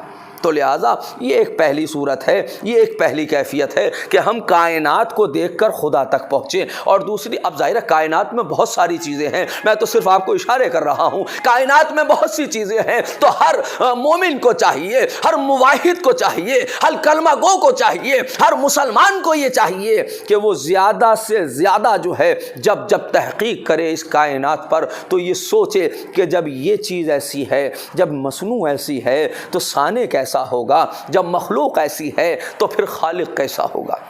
تو یہ سمجھنا بہت ضروری ہے۔ لیکن ایک پہلو ہے، اب ہو سکتا ہے کوئی ایسا انسان ہو جو نابینا ہو سکتا ہے کوئی ایسا انسان ہو جو کائنات کو نہ جانتا ہو، جس لیے کہیں نہ جاتا ہو، ایک بند کوٹھری میں زندگی گزارنے والا ایک نابینا انسان ہو سکتا ہے، کوئی ایسا انسان ہو۔ پروردگار نے آواز دی تو پھر اس کی معرفت کا ذریعہ کیا ہوگا، اس کی معرفت کا طریقہ کیا ہوگا، یہ کیسے خدا کو پہچانے؟ اس لیے کہ یہ کائنات کو دیکھ نہیں سکتا، اس لیے کہ یہ چیزوں کو پڑھ نہیں سکتا، اس لیے کہ یہ چیزوں کو سمجھ نہیں سکتا۔ پروردگار نے آواز دی سانوریہم آیاتنا فی الآفاق وفی انفسہم، ہم نے جو ہے اپنی نشانیاں دکھائی ہیں، ہم نے اپنی دلیلیں پیش کی ہیں، ہم نے اپنے براہین جو ہے اس کائنات ہی میں خلق نہیں کیے ہیں بلکہ اس کائنات کے ساتھ ساتھ فی انفسہم، ان کے نفسوں میں بھی ہم نے اپنی نشانیاں رکھی ہیں، حتی یتبین الحق، یہاں تک کہ حق ظاہر ہو جائے گا۔ یعنی ہم نے خود ان کے نفوس میں، ہم نے خود ان کی ذات میں، تو ہر انسان کی ذات میں، ہر انسان کے نفس میں نشانیاں موجود ہے۔ اسی وجہ سے میرا مولا فرماتا ہے من عرف نفسہ فقد عرف ربہ، جس نے اپنے نفس کو پہچان لیا اس نے خالق کو پہچان لیا۔ تو دوسرا طریقہ یہ ہے عزیزان گرامی، اب کائنات کی نشانیوں کے راستے دیکھے جائیں تو لاکھوں کروڑوں اربوں خربوں لا تعداد جو ہیں نشانیاں ہیں، اور اسی طریقے سے اگر انسان اپنے نفس پر غور کرے، امام نے ارشاد فرمایا من عرف نفسہ فقد عرف ربہ، جس نے اپنے آپ کو پہچان لیا، جس نے نفس کو پہچان لیا، اس نے خالق کی معرفت حاصل کی۔ اور مولا کائنات ارشاد فرماتے ہیں اتزعم انک جرم صغیر، اے انسان کیا تو یہ سوچتا ہے کہ ایک چھوٹی سی مخلوق ہے؟ واللہ لقد انطوی فیک عالم الاکبر، اللہ نے خدا کی قسم پوری کائنات تیرے اندر سمو کے رکھ دی ہے۔ تو اپنے آپ کو مختصر گمان نہ کر، تو اپنے آپ کو جو ہے وہ کم سن، اپنے آپ کو چھوٹا سا جرم صغیر، ایک چھوٹا سا وجود تلاش نہ کر، یہ تیرے وجود میں اللہ نے پوری کائنات کو سمیٹ دیا ہے۔ آپ نے غور کیا؟ پوری کائنات کو سمیٹ دیا ہے۔ تو لہٰذا انسان اپنے نفس کی معرفت حاصل کرے۔ اگر کائنات کو نہیں دیکھ سکتا، اگر جو ہے کتابیں نہیں پڑھ سکتا، اگر چیزوں کو محسوس نہیں کر سکتا، مگر کم سے کم اپنے آپ کو تو محسوس کر سکتا ہے، اپنے آپ کو تو سمجھ سکتا ہے۔ تو ظاہر ہے علماء نے متعدد کتابیں اس پر لکھی ہیں کہ کیسے اپنے نفس کو پہچان کر جو ہے خدا تک پہنچا جا سکتا ہے۔ بس عزیزو، یہ تمہیدی منزلیں تھیں، لیکن میں چاہوں گا کہ میرا محترم سننے والا مجمع متوجہ رہے کہ جن چیزوں پہ اور جس تسلسل کے ساتھ میں آپ کو لے جانا چاہتا ہوں، تو لہٰذا سب سے پہلی چیز یہ ہے کہ انسان کائنات کو دیکھے تاکہ خدا تک پہنچے، تاکہ خدا کی معرفت حاصل کرے۔ دوسری چیز یہ ہے انسان اپنے نفس کو، اپنے نفس کی معرفت حاصل کرے، اس لیے کہ اگر اپنے نفس کی معرفت حاصل کرے گا تو خدا تک پہنچ جائے گا۔ عزیزو، بہت ساری جو ہیں وہ دلیلیں موجود ہیں، میں صرف ایک دو چیزیں آپ تک بیان کرتا ہوں تاکہ آپ کو یہ اندازہ ہو کہ جو اپنے نفس کو پہچانے وہ خالق تک کیسے پہنچ سکتا ہے۔ میں آپ سے ایک سوال کرتا ہوں، دیکھیے ہوتا یہ ہے کہ ہم اس کائنات کو پروردگار نے بنایا، اس پوری کائنات کو ہم کیسے پہچانیں؟ اپنے نفس کے ذریعے سے۔ ظاہر ہے اللہ نے اس کائنات کو بنایا، قیامت کا وہ منظر ہوگا جب یہ کائنات فنا ہو جائے گی، ہٹ جائے گی، ختم ہو جائے گی۔ اب لوگ اعتراض کرتے ہیں کہ کیسے یہ ممکن ہے کہ ایک دم بنایا جائے اور اس کو ختم کر دیا جائے۔ اگر انسان خود غور کرے تو یہ تجلی موجود ہے کہ کیسے جو ہے وہ پروردگار کی یہ صفت جو ہے وہ کیسے بناتا ہے اور کیسے فنا کر دیتا ہے، کیسے فانی بھی ہے وہ، جہاں پر جو ہے وہ مفنی بھی ہے، وہ فنا کرنے والا بھی ہے، وہ ختم کرنے والا بھی ہے، جہاں پر وہ تعمیر کرنے والا ہے، جہاں وہ خلق کرنے والا ہے، وہاں چیزوں کو فنا کرنے والا بھی ہے۔ کیسے؟ عزیزو، ہمارے سامنے مثال موجود ہے۔ ہم ظاہر ہے اپنے ذہنوں میں نہ جانے کتنی ایسی چیزیں ہیں جس کو تعمیر کیا کرتے ہیں۔ جہاں پر میں نے آپ سے کہا فلاں شہر لندن کو آپ اپنے ذہن میں رکھیے، آپ کے ذہن میں فوراً تصویر بن جاتی ہے۔ آپ اپنے ذہن میں ایک تصویر بنا لیتے ہیں، گویا کہ پورا لندن آپ کے ذہن میں آ جاتا ہے۔ میں نے کہا پاکستان کو تصور کیجئے، پاکستان آپ کے ذہن میں، تو میں جس چیز کو کہتا رہا آپ اپنے ذہن میں وہ تصویر بناتے رہے۔ بہت توجہ کیجئے گا۔ اور جہاں جو ہے میں نے دوسری چیز کا نام لیا تو پہلی کی تصویر آپ نے فوراً مٹا دی۔ تو آپ نے غور کیا، یعنی اللہ نے انسان کو یہ طاقت دی ہے، اللہ نے انسان کو یہ اختیار دیا ہے کہ وہ چاہتا ہے تو اپنے ذہن میں لمحوں میں تصویریں بناتا ہے اور لمحوں میں تصویریں مٹا دیتا ہے۔ پروردگار انسان خود سوچ سکتا ہے کہ جس نے یہ قوت دی ہو، فاقد الشیء لا یعطی، ارے جس کے پاس خود نہ ہو وہ کسی کو کیا عطا کر دے، لیکن جو ہمارا خالق ہے، جس نے ہمیں یہ صلاحیتیں دی ہیں، جس نے ہمیں یہ کمالات دیے ہیں کہ ہم لمحوں میں چیزوں کو بناتے ہیں، لمحوں میں چیزوں کو ختم کر دیا کرتے ہیں۔ فقط ایک التفات کی نظر ہوتی ہے، فقط ایک توجہ کرنے کی دیر ہوتی ہے، جہاں توجہ کیا وہاں وہ چیز تعمیر ہو گئی، جہاں توجہ کیا وہاں وہ چیز ختم ہو گئی، وہ چیز مٹ گئی۔ تو جب ہم لمحوں میں فنا کر سکتے ہیں، لمحوں میں چیزوں کو بنا سکتے ہیں، تو وہ خالق کائنات کہ جس نے ذہن انسانی کو خلق کیا ہو، جو ہمارا خالق ہو، تو وہ کیسے لمحوں میں نہیں بنا سکتا اور وہ کیسے لمحوں میں فنا نہیں کر سکتا؟ اس کو کہتے ہیں کن فیکون۔ لمحوں میں ایک بات ہوئی اور لمحوں میں، تو لہٰذا کن فیکون کو ہم سمجھے کہ اذا امرتکم بشیء، اگر پروردگار کسی شے کا حکم دیتا ہے اس کا ارادہ کیا ہے؟ ان یقول لہ کن فیکون، تو کہتا ہے ہو جا تو وہ ہو جاتی ہے۔ لیکن اگر ہم اس کو سمجھنا چاہیں، اگر ہم اس پر غور کرنا چاہیں، ہو سکتا ہے یہاں ایک بات اور عرض کرتا چلوں تاکہ ذہنوں کو آپ کے متوجہ کروں کہ کیسے انسان اپنے نفس کو پہچانتا ہے، کیسے انسان خدا کی قسم ایک ایک ایک پارٹس پر باڈی پر، باڈی کے جتنے بھی پارٹس ہیں الگ الگ باڈیز پر جو ہے لوگ اسپیشلسٹ ہوتے ہیں، ڈاکٹرز ہوتے ہیں، تاکہ ان پر تحقیق کی جاتی ہے باڈی کے پارٹس پر۔ تو جب باڈی کے پارٹس پر تحقیق ہو رہی ہے تو جہاں روح کا معاملہ ہو، جہاں روح کا مسئلہ ہو، اس لیے کہ روح کا مسئلہ کوئی آسان نہیں ہے، قرآن نے آواز دی یسألونک عن الروح، میرے حبیب لوگ تجھ سے روح کے بارے میں سوال کرتے ہیں، قل الروح من امر ربی، ان سے کہہ دو کہ روح میرے اللہ کا امر ہے، وما اوتیتم من العلم الا قلیلا، اور ہم نے تمہیں بڑا مختصر سا علم دیا ہے۔ تو ظاہر ہے یہ انسان کے اندر روح ہے، اور اس روح کی حقیقت تک پہنچنا بڑا آسان نہیں ہے، بڑا دشوار گزار ہے، بڑا مشکل ہے۔ تو انسان جب اپنی حقیقت کو نہیں سمجھ سکتا، روح انسانی کو نہیں سمجھ سکتا، تو پھر پروردگار کی کما حق و معرفت تو نہیں ہو سکتی۔ لیکن ایک حد تک اس کو معرفت کو کرنا ہے، ذہنوں کو معطل بھی نہیں کرنا ہے۔ تو کیسے روح کو، بہت توجہ کیجئے گا قرآن نے کیا کہا، یسألونک عن الروح، لوگ میرے حبیب تجھ سے روح کے بارے میں سوال کرتے ہیں، قل الروح من امر ربی، ان سے کہہ دو کہ روح میرے اللہ کا امر ہے، وما اوتیتم من العلم الا قلیلا، اور ہم نے تمہیں بڑا کم علم دیا ہے، بڑا مختصر سا علم دیا ہے۔ میں آپ کو سوچنا چاہتا ہوں، میں آپ سے پوچھنا چاہتا ہوں، میرا محترم سننے والا مجمع، ظاہر ہے اس ملک میں آپ زندگی گزار رہے ہیں جہاں ٹیکنالوجی بہت ہائی ہے، لندن اور انگلینڈ ایک وہ جگہ ہے جو ملک ترقی یافتہ ہے، ظاہر ہے آپ مجھ سے بہتر جو ہے وہاں کے مسائل کو سمجھتے ہیں، لیکن میں ایک سوال آپ سے کرنا چاہتا ہوں، آج ٹیکنالوجی اتنی آگے بڑھ رہی ہے، ترقیوں پہ ترقی ہو رہی ہیں کہ انسان ایک قطرہ لیتا ہے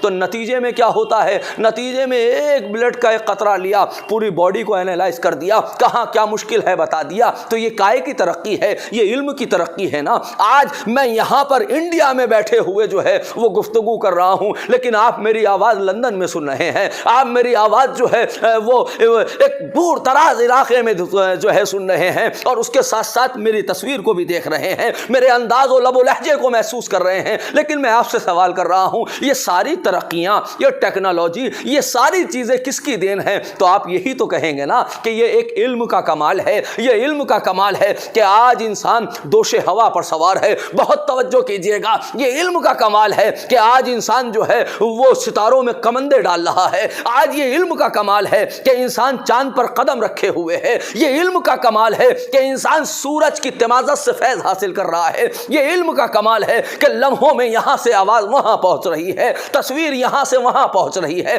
تو یہ سارے ترقیاں جو ہیں وہ علم کی بنیاد پر ہے۔ آج انسان نے کتنی ترقی کر لی یہ آپ مجھ سے بہتر جانتے ہیں۔ ان ممالک میں جو ترقی یافتہ ممالک ہیں، یورپ کے ممالک میں کتنی ترقیاں ہو رہی ہیں، ٹیکنالوجی آگے بڑھ رہی ہے، لیکن میں آپ سے ایک سوال کرنا چاہتا ہوں، یہ سب علم کا کمال ہے، لیکن قرآن کیا آواز دے رہا ہے، وَمَا أُوتِيتُم مِّنَ الْعِلْمِ إِلَّا قَلِيلًا، ہم نے تمہیں بڑا مختصر سا علم دیا ہے، بڑا کم علم دیا ہے۔ میں ہاتھوں کو جوڑ کر عرض کروں، پروردگار یہ کیا کم علم ہے کہ آج انسان اتنی ترقی کر رہا ہے، ٹیکنالوجی کتنی آگے بڑھ رہی ہے، کیا آیت منسوخ ہو گئی؟ نہیں عزیزو، آیت تو منسوخ نہیں ہوئی ہے، آیت تو ختم نہیں ہوئی ہے، تو آیت منسوخ نہیں ہوئی ہے، اور آیت کو قیامت تک جانا ہے۔ بہت توجہ کیجئے گا، آیت کو قیامت تک جانا ہے۔ تو آج انسان اتنی ترقی کر رہا ہے تو قیامت تک انسان کتنی ترقی کرے گا، تو کیا منزل ہوگی اس وقت، کیا ترقیاں ہوں گی اس وقت، کیا ٹیکنالوجی ہوگی اس وقت، کیا سچویشن ہوگی، کون کہہ سکتا ہے۔ اب سے 100 سال پہلے کا انسان اگر آج کے بارے میں سوچے تو تصور بھی نہیں کر سکتا تھا۔ لیکن عزیزان گرامی، اس علم کی ترقی کی بنیاد پر آج انسان اتنے آگے بڑھ گیا، لیکن یہی انسان جب آج اتنی ترقی کر رہا ہے تو یاد رکھیے قیامت تک کتنی ترقی کرے گا۔ لیکن قرآن یہی کہتا رہے گا، وَمَا أُوتِيتُم مِّنَ الْعِلْمِ إِلَّا قَلِيلًا، ہم نے تمہیں بڑا مختصر علم دیا ہے، بڑا کم علم دیا ہے، بڑا قلیل علم دیا ہے۔ میں نے ہاتھوں کو جوڑا، میں نے کہا پروردگار یہ اتنا علم، یہ اتنی ترقیاں، اور تو کہہ رہا ہے یہ بڑا کم علم ہے۔ کہا تمہیں اس لیے یہ علم زیادہ لگ رہا ہے کہ تمہیں ابھی کثیر علم کا اندازہ نہیں ہے، تم نے دیکھا نہیں۔ یہ کم علم کا کمال ہے، بہت توجہ کیجئے گا، یہ کم علم کا کمال ہے کہ آج انسان جو ہے وہ ستاروں پر کمندے ڈال رہا ہے، لیکن جس کے لیے قرآن کہہ رہا ہے کُلَّ شَیْءٍ أَحْصَیْنَاهُ فِی امام مبین. ہم نے ہر شے کا علم امام مبین میں رکھ دیا. جس کو ہم نے علم کثیر دیا, جس کو ہم نے بہت زیادہ علم دیا, یہ کم علم کا کمال ہے کہ انسان ستاروں پہ کمندے ڈال رہا ہے, لیکن یہ کثیر علم کا کمال ہے, وہ چاہتا ہے تو ستاروں کو اپنی ڈوری پہ بلا لیا کرتا ہے. یہ قلیل علم کا کمال ہے کہ آج انسان چاند پر پہنچ رہا ہے, آج انسان چاند پر قدم جمائے ہوئے ہے, لیکن یہ کثیر علم کا کمال ہے کہ اگر چاند کو اشارہ کر دے تو چاند دو حصوں پہ نظر آتا ہے, دو حصوں میں تقسیم ہو جاتا ہے. یہ کثیر علم کا کمال ہے کہ آج انسان سورج کے تمازت سے فیض حاصل کر رہا ہے, لیکن یہ کثیر علم کا کمال ہے کہ اگر سورج کو اشارہ کر دیا جائے تو سورج پلٹ جاتا ہے. یہ کثیر علم کا کمال ہے کہ آج انسان جو ہے, قلیل علم کا کمال ہے کہ آج انسان دوش ہوا پر سوار ہے, لیکن دوش ہوا پر کسی آلے کی بنیاد پر, کسی وسیلے کی بنیاد پر, یا کسی شے کی بنیاد پر, چاہے وہ فلائٹ کے ذریعے ہو, راکٹ کے ذریعے ہو, کسی آلے کا محتاج ہے. لیکن جو کثیر علم ہے وہ بغیر کسی سبب کے ہوا میں معلق ہو کر بتاتے ہیں کہ اللہ نے ہمیں کثیر علم دیا ہے. عزیزان گرامی, آپ نے غور کیا, آپ نے تفکر کیا تو یہ کثیر علم کا کمال ہے. جب قلیل علم کی یہ منزل ہے تو پھر کثیر علم کی کیا منزل ہوگی. یہاں ایک تصور ہے, اس تصور کو بھی واضح کرتا چلوں تاکہ میرا محترم سننے والا مجمع اس چیز کو محسوس کرے. جب آج علم کا یہ کمال ہے, یہی وجہ ہے امام صادق علیہ الصلوۃ والسلام سے روایت بھی موجود ہے کہ یہ جتنی بھی ترقیاں ہیں یہ دو علم, دو احرف کی علم کا کمال ہے. یعنی پروردگار کے دو حروف ہیں کہ جس کی بنیاد پر یہ آدم سے لے کر قیامت تک کا علم چلے گا. لیکن جب امام, ہمارا آخری امام آئے گا, وہ امام کہ جو یہ کہہ رہا ہو, وہ امام کہ جو کائنات میں جب آئے گا, جو کثیر علم کا مالک ہے, جو کثیر علم کا مالک ہے, اس کی کیفیت بڑی عجیب ہوگی. روایات کے فقرے ہیں, اس وقت 27 احرف کا علم ہوگا. تو آپ سوچئے جب 2 حروف کے علم کا یہ کمال ہے تو جس کی دور حکومت میں, امام عصر کی دور حکومت میں جب 27 حروف کا علم ہوگا تو اس وقت کیفیت کیا ہوگی, اس وقت منزل کیا ہوگی. یہی تو وجہ ہے کہ قلیل علم کے ذریعے سے جو ہے وہ سمندروں میں اترا جا سکتا ہے, لیکن کثیر علم وہ ہے جہاں پانی پہ مصلی بچھا دیا جاتا ہے, جہاں پانی پہ مصلی بچھا کر نماز کو ادا کر دیا جاتا ہے. آپ نے غور کیا تو لہٰذا یہ علم کا کمال ہے. عزیزو, ہم نے ایک تصور قائم کیا ہے, ایک تصور ہے, اور ہمارے شعراء نے بھی اسے نقل کیا. میں اس کا اعتراض نہیں کرتا. ڈاکٹر پیام اعظمی صاحب کا بہرحال مشہور زمانہ انسان ہے اور ان کی شخصیت ایک عظیم شخصیت ہے, میں ان کی شاعری پر اعتراض نہیں کرنا چاہتا, لیکن یہ ایک رخ ہے. میں کیونکہ یہ شعر ہے ان کا, اس لیے ایک رخ پیش کرنا چاہتا ہوں. اٹھے گا شور صفے کارزار سے بھاگو, برس رہی ہے اجل ذوالفقار سے بھاگو, صدا کسی کی نبی کے دیار سے بھاگو, کوئی کہے گا نکل کر مزار سے بھاگو, قبائے ظلم و تشدد کو پھاڑنے والا پھر آ گیا در خیبر اکھاڑنے والا. تو بڑا قیمتی شعر ہے. لیکن عزیزو, میں کہنا یہ چاہتا ہوں صرف یہ ایک ہی زاویہ ہے. ظاہر ہے انہوں نے اور زاویے, میں نے تو صرف ایک مثال کے طور پر ایک بیان کیا ہے. تو جہاں اگر صرف یہی تصور رکھا جائے کہ وہ آئیں گے اور ذوالفقار چلائیں گے, تو نہیں میرے عزیزو, علم کا کام جواب علم سے دیا جائے گا, فن کا کمال فن سے دیا جائے گا. صرف ایسا نہیں ہے کہ آپ آئیں گے اور صرف ذوالفقار کوئی اعجازی شکل میں نہیں چلے گی. عزیزو, اعجازی شکل سے اس لیے کہ کبھی بھی جنگیں, حیات انسانی, کائنات کی زندگی جو ہے وہ اعجازی طور پر نہیں چلتی. اگر اعجازی طور پر چلے گی تو اختیار سلب ہو جائے گا, اختیار سلب ہو جائے گا تو امتحان ختم ہو جائے گا, امتحان ختم ہو گیا تو جزا و سزا کا تصور ختم ہو جائے گا. تو پھر یاد رکھیے گا کہ جب علم آئے گا تو علم اس منزل پہ آئے گا, جب ظہور امام تک علم کا منزل یہ ہو جائے گی کہ دنیا ترقی کرے گی, تو پھر جو علم کثیر کا وارث ہے وہ آئے گا اور اس انداز سے جنگ کرے گا جیسے کہ جنگ کرنے کا حق ہے, تاکہ دنیا کو پتہ چلے کہ جب علم قلیل کی بنیاد پر اتنی ترقی کی جا سکتی ہے تو پھر علم کثیر کی پھر منزل کیا ہوگی. آپ نے غور فرمایا؟ تو لہٰذا بات کہاں سے کہاں تک پہنچ گئی؟ مجھے عرض یہ کرنا تھا، مجھے بتانا یہ تھا کہ انسان اپنے نفس پہ غور کرے، انسان اپنے آپ پر غور کرے۔ اگر وہ اپنے آپ پر غور کرے گا تو خدا کی قسم خدا تک کو پہچان لے گا۔ اب میں ایک مثال اور دے کر پھر بات کو آگے بڑھا رہا ہوں، اس لیے کہ مجھے ابھی بہت آگے جانا ہے۔ میرا محترم سننے والا مجمع، اگر میں توحید پر گفتگو کرنے آ جاؤں تو ظاہر ہے اس پر اشرے پڑے جا سکتے ہیں، یہ توحید، لیکن میں تو صرف آپ کو اشارے کر رہا ہوں۔ تو کائنات کے ذریعے سے پروردگار تک پہنچا گیا، نفس کے ذریعے سے انسان جو ہے وہ پہنچ سکتا ہے۔ عام طور سے یہ تصور کیا جاتا ہے بھئی پروردگار نے کسی شے کو خلق کیا تو اس سے کہا کن فیکون، ہو جا، وہ ہو گئی۔ لیکن ہم جو اس دنیا میں، اگر میں آپ سے یہ پوچھوں، ایک انسان 2 پلاٹ جو ہے وہ تعمیر کرنا چاہتا ہے، 100 گز کے پلاٹ ہیں اور وہ تعمیر کرنا چاہتا ہے، ایک جو ہے 1 گز کا، جو 100 گز کا پلاٹ ہے اس پہ 1 مالا اور ایک صرف وہ بنانا چاہتا ہے، 1 یا 2 مالا بنانا چاہتا ہے، اور دوسرا جو 100 گز کا پلاٹ ہے فرض کیجئے اس پہ 5 مالا بنانا چاہتا ہے۔ تو مجھے انصاف سے بتائیے کہ انویسٹمنٹ کس میں زیادہ ہوگا، پیسہ کس میں زیادہ خرچ ہوگا، وقت کس میں زیادہ خرچ ہوگا، مزدور کس میں زیادہ لگیں گے؟ ہر انسان اس چیز کو محسوس کر سکتا ہے کہ اگر ایک 100 گز کا پلاٹ ہے، دوسرا 200 گز کا ہے، یعنی فرض کر لیں 100 کا نہیں 200 کا ہے، ایک 100 گز کا پلاٹ ہے اور اس پہ جو ہے وہ 2 مالا بلڈنگ کو جو ہے کھڑا کیا گیا، اور ایک جو ہے 200 گز کی ہے، 200 گز کا پلاٹ ہے، اس پہ 5 مالا بلڈنگ خرچ کی ہے۔ تو ظاہر ہے اس میں خرچہ بھی زیادہ ہوگا، اس میں وقت بھی زیادہ ہوگا، اس میں جو ہے وہ انویسٹمنٹ بھی زیادہ ہوگا، اس میں ساری چیزیں زیادہ ہوں گی۔ اس بات کو عقل تسلیم کرتی ہے۔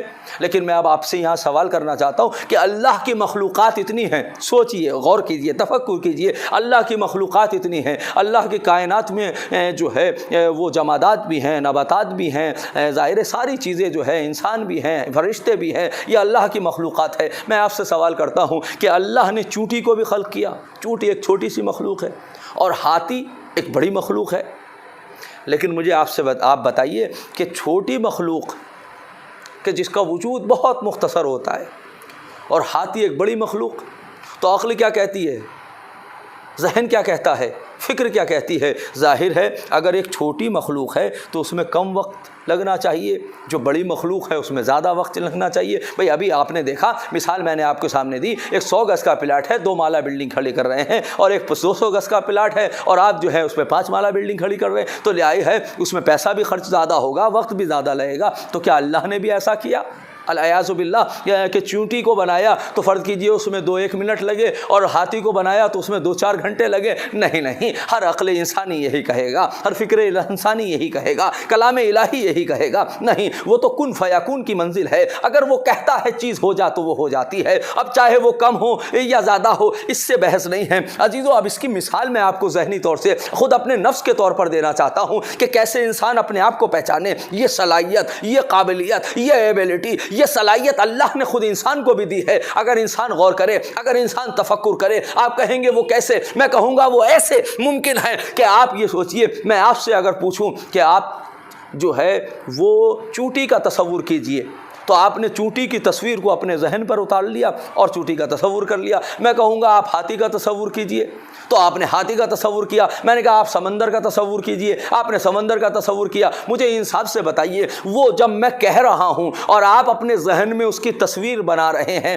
تو کتنا وقت چونٹی کے سمجھنے میں لگتا ہے اور کتنا وقت ہاتھی کے سمجھنے میں لگتا ہے اور کتنا وقت سمندر پہ؟ کیا ایسا لگا کہ جب میں نے لفظ چونٹی کہا تو آپ کو 1 منٹ لگا یا 1 سیکنڈ لگا، اور میں نے ہاتھی کہا تو اس میں 5 سیکنڈ لگے اس کی تصویر کو بنانے میں، یا میں نے سمندر کہا تو اس میں جو ہے 2-4 منٹ لگیں گے جو ہے اس کی تصویر کو بنانے میں؟ ہر انسان یہی کہے گا۔ نہیں، انسان کے ذہن میں یہ صلاحیت ہے، وہ چاہے تو چاہے چیز چھوٹی ہو، چاہے تو چیز بڑی ہو، جتنا وقت چھوٹی چیز کے تصور میں اور ذہن میں تصویر بنانے کے لیے لگتا ہے، اتنا ہی وقت جو ہے وہ بڑی شے کے تصویر کو بنانے میں لگتا ہے۔ میں نے کہا جب انسان کے اندر یہ قوت ہے ہے کہ انسان اپنے ذہن کے ذریعے سے چاہے تو وہ اپنے ذہن پر، اپنے سطح ذہن پر ایک تصویر کو بنا سکتا ہے، چاہے وہ چھوٹی تصویر ہو یا پھر وہ بڑی تصویر ہو، اس کو بنایا جا سکتا ہے، اس کو بتایا جا سکتا ہے۔ تو پھر یاد رکھیے، جب چھوٹی تصویر اور بڑی تصویر کو ایک ہی وقت لگتا ہے تو پھر وہ پروردگار جس نے ذہن انسانی کو خلق کیا ہو، جس نے ذہن انسانی کو بنایا ہو، جس نے کائنات کی شیوں کو بنایا ہو، تو پھر یاد رکھیے میرے عزیزو، پھر ظاہر ہے وہ خدا، وہ پروردگار، وہ وحدہ لا شریک کہ جس نے انسان کو بنایا ہو تو اس کے لیے لمحوں کی کیا دیر لگے گی؟ وہ تو کہے گا کن فیکون، چیز ہو جا تو وہ فوراً ہو جائے گی۔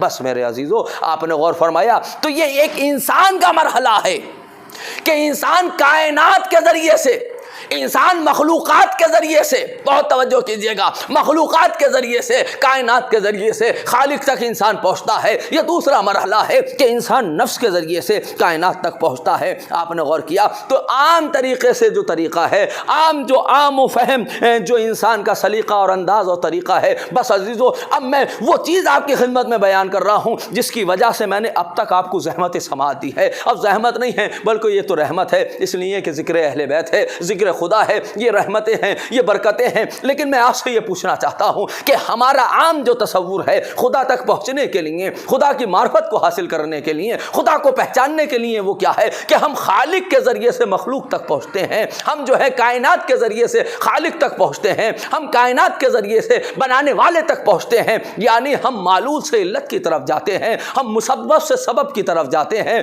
ہم جو ہے اس آثار سے مؤثر کی طرف ہم جاتے ہیں۔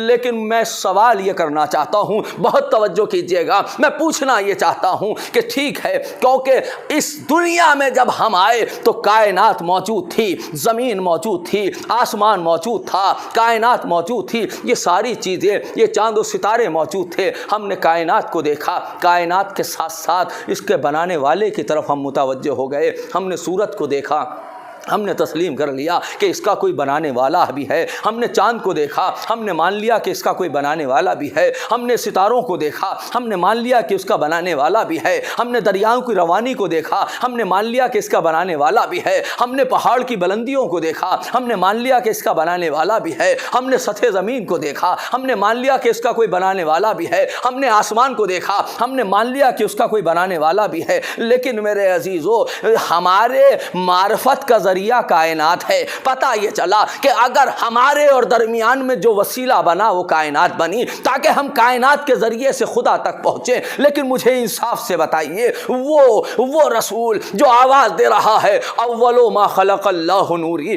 اللہ نے سب سے پہلے میرے نور کو خلق کیا، جو آواز دے رہا ہے کنت نبیا وآدم بین الماء والطین، میں اس وقت بھی نبی تھا جب آدم آب و گل کے درمیان کروٹیں بدل رہے تھے۔ یا وہ علی جو آواز دے رہا ہے کنت ولیا وآدم بین الماء والطین، میں اس وقت بھی ولی تھا جب آدم آب و گل کے درمیان کروٹیں بدل رہے تھے۔ تو نہ زمین تھی، نہ چاند تھا، نہ سورج تھا، نہ ستارے تھے، نہ ناشتی ہوئی کہکشاں، نہ مسکراتے ہوئے گل، نہ چٹکتی ہوئی کلیاں، نہ زمین، نہ آسمان، خدا تھا اور اس کے یہ بندے تھے، خدا تھا اور ذات محمد تھی، خدا تھا اور ذات علی تھی۔ تو مجھے بتائیے اب وہ پہچانے خدا کو تو کیسے پہچانے؟ تو پتہ یہ چلا یہ ہم ہیں جو خدا تک پہنچنے کے لیے کائنات کے محتاج ہیں، خدا کی قسم۔ لیکن یہ اہل بیت وہ ہیں کہ جو خدا تک پہنچنے کے لیے کائنات کے محتاج نہیں ہیں بلکہ کائنات ان کی محتاج ہے۔ ارے وہ محتاج ہوئے بھی تو کیسے ہوں؟ اس لیے کہ جس کے صدقے میں کائنات بنی ہو،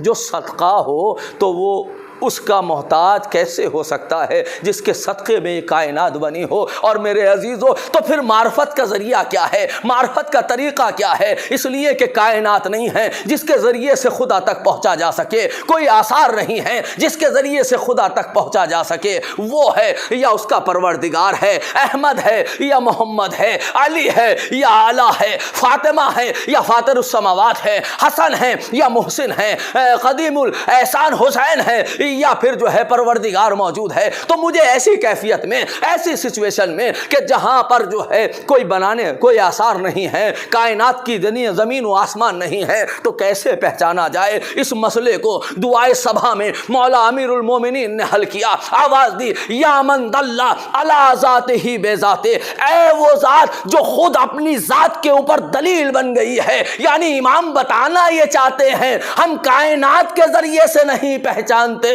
ہم ڈائریکٹ پروردگار کو، خدا کو پہچانتے ہیں۔ یہ ہم ہیں کہ جو خدا تک پہنچنے کے لیے کائنات کے محتاج ہیں، لیکن یہ ان کی ذات ہے کہ وہ ایسے نہیں پہچانتے۔ اس لیے اور امام حسین علیہ السلام نے دعائے عرفہ میں عجیب جملہ امام نے ارشاد فرمایا ہے، کیفا یستدل، یہ ہم ہیں جو کائنات کے پوری عالم انسانیت ہے، خدا کی قسم، کہ جو کائنات کے ذریعے تک، کائنات کے ذریعے سے پروردگار تک پہنچتی ہے، لیکن یہ صرف مقامات اہل البیت ہے، یہ صرف محمد و آل محمد ہیں کہ جو آثار کے ذریعے سے نہیں، کائنات کے ذریعے سے نہیں۔ آخر وہ کائنات کے ذریعے سے کیسے پہنچے؟ اس لیے کہ کائنات تو ان کے صدقے میں پیدا ہوئی ہے، کائنات تو بعد میں پیدا ہوئی ہے، کائنات تو ان کے صدقے میں پیدا ہوئی ہے، تو اس کے ذریعے سے خدا تک پہنچا جا سکتا ہے۔ امام حسین نے دعائے عرفہ میں عجیب جملہ کہا، فرماتے ہیں کیفا یستدل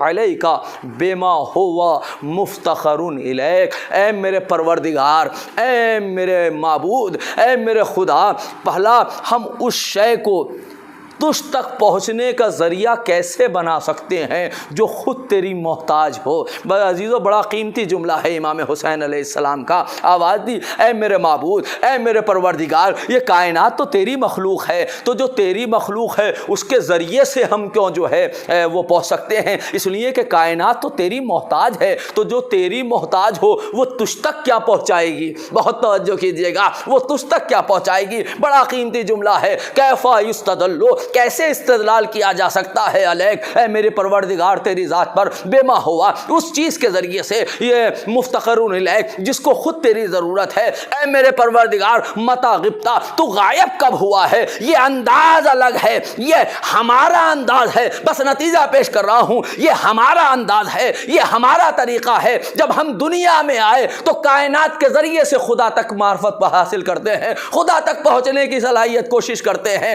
لیکن میرے عزیزو، اس لیے کہ ہم کائنات کے محتاج ہیں، کائنات ان کی محتاج نہیں ہے، لہذا خدا کی قسم یہ ہم ہیں کہ جو کائنات کے ذریعے سے توحید تک پہنچتے ہیں، لیکن آل محمد وہ ہیں جو کائنات کے ذریعے سے توحید تک نہیں پہنچتے، بلکہ توحید کے ذریعے سے کائنات کو سمجھتے ہیں۔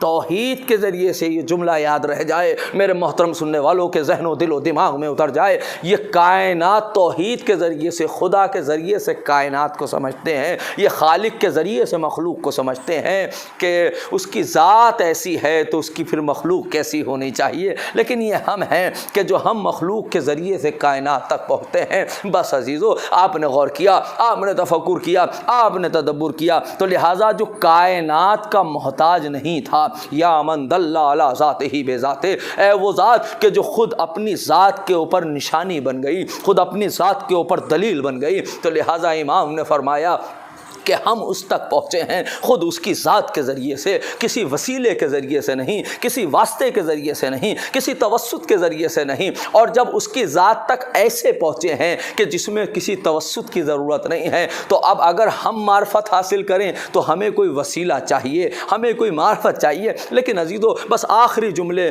میری گفتگو کے آخری مرحلے، ایک چیز ہے، میں یہاں کسی محترم سننے والے کے ذہن میں ایک سوال آ سکتا ہے کہ ہم جو ہے کلام الہی کے ذریعے سے خدا تک پہنچ سکتے ہیں؟ یقیناً وہ بھی مخلوق خدا ہے، وہ بھی کلام الہی ہے، تو کلام الہی سے خدا تک پہنچا جا سکتا ہے، میں اس پہ انکار نہیں کر سکتا، میں اس کو انکار نہیں کرتا۔ لیکن عزیزو، کتاب خدا کے ذریعے سے اجمالی معرفت ہو سکتی ہے، یا میں اس کو اردو زبان میں یہ کہہ سکتا ہوں کہ جانا جا سکتا ہے، پہچانا نہیں جا سکتا۔ اب میں مثال دے رہا ہوں اور گفتگو کو ختم کر رہا ہوں۔ فرض کیجئے میں ایک کتاب ایسی لکھ دوں، کربلا شناسی یا کسی بھی عنوان سے، میں نے ایک ایسی کتاب لکھی، اور کتاب جو ہے وہ اتفاق سے اچھی لکھی گئی اور لکھنے کے بعد وہ کتاب آپ تک پہنچی. بہت غور کیجیے گا, وہ کتاب آپ تک پہنچی, آپ نے اس کتاب کو پڑھا, کتاب بہت اچھی لگی, اس میں میرا نام بھی لکھا ہوا تھا, فیضان نقوی لکھا ہوا تھا. آپ نے کتاب کو پڑھا, آپ سمجھ گئے کتاب بہت اچھی ہے, رائٹر کا نام پڑھا, کہا اس کتاب کا مصنف رائٹر لکھنے والا جو ہے وہ فیضان نقوی ہے. آپ نے جو ہے میری کتاب, اگرچہ میرے ذہن کی جو ہے وہ آثار ہیں, وہ کتاب میری ایک مخلوق ہے جس کو ہم شاعری میں بھی کہہ دیتے ہیں کہ اس شعر کے خالق فلاں ہیں, تو اسی لفظوں کو میں استعمال کر رہا ہوں. کتاب اگرچہ میری مخلوق ہے, میرے ذہن کی ایجاد ہے, لہٰذا اس کے نتیجے میں آپ نے اس کتاب کو پڑھا, کتاب بہت اچھی تھی, کتاب بہت بہتر تھی, آپ کو بہت اچھا لگا, اور یہ ہوا کہ بھئی یہ انسان بہت, اب اس کتاب کے ذریعے سے کسی حد تک میرے علم کا آپ نے اندازہ تو لگا لیا اور میرے نام کو بھی جان لیا. لیکن میں آپ سے سوال کرتا ہوں, اگر کوئی وہ انسان جس نے میری کتاب کو پڑھا ہو, میری جو ہے وہ تحریر کا مطالعہ کیا ہو, تو یہ ممکن ہے کہ جس نے مجھے دیکھا نہ ہو, ممکن ہے کہ میں اس کے برابر سے گزر جاؤں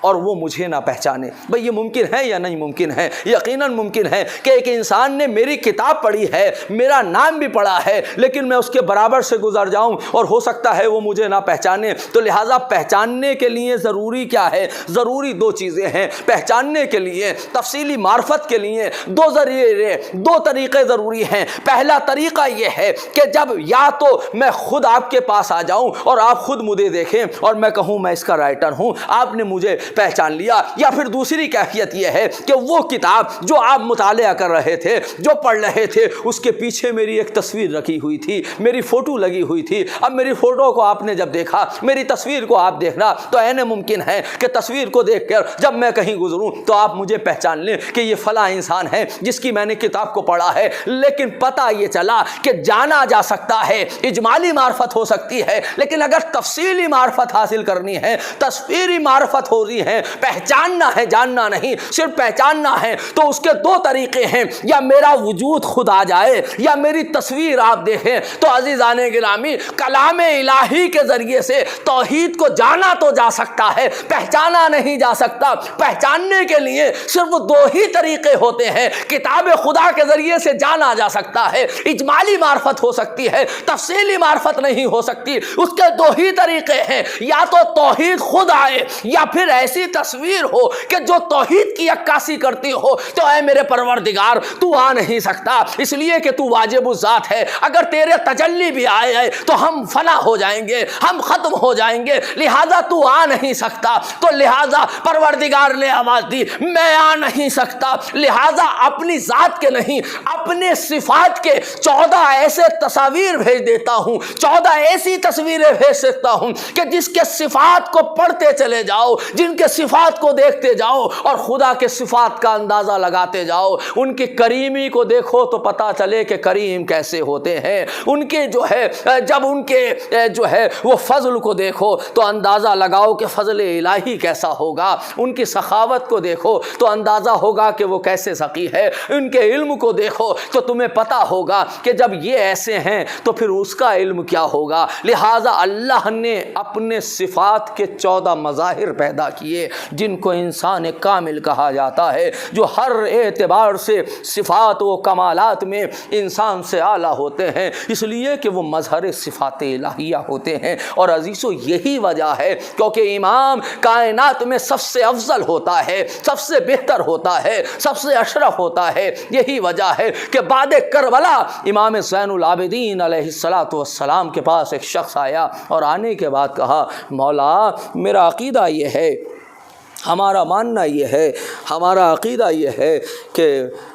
ایک امام, کیونکہ وہ امام ہوتا ہے, مولا امام کی شجاعت, امام کا مرتبہ اس تمام دنیا میں سب سے بہتر ہوتا ہے. مولا امام شجاع تو ہوتا ہے, امام بہادر تو ہوتا ہے, لیکن مولا میرا ایک چاہنے والا, میرا ایک دوست ہے کہ جو ابن زیاد کے دربار میں, کوفہ میں ابن زیاد کے دربار میں کام کرتا ہے. مولا اس کا کہنا ہے, مولا میرا کہنا نہیں ہے. مولا اس کا کہنا یہ ہے, میرے دوست کا کہنا یہ ہے, وہ بتاتا یہ ہے, وہ کہتا یہ ہے کہ جب مختار ابن زیاد کے دربار میں داخل ہوئے تو اس وقت بھی وہ موجود تھا. جب مختار ابن زیاد کے دربار میں آئے ہیں یا مسلم ابن زیاد کے دربار میں آئے ہیں، جناب مسلم کے سلسلے سے کہا کہ جب میرا دوست کہتا ہے کہ جب مسلم ابن زیاد کے دربار میں آئے ہیں تو مسلم زخمی تھے، چہرہ پہ زخم لگے ہوئے تھے،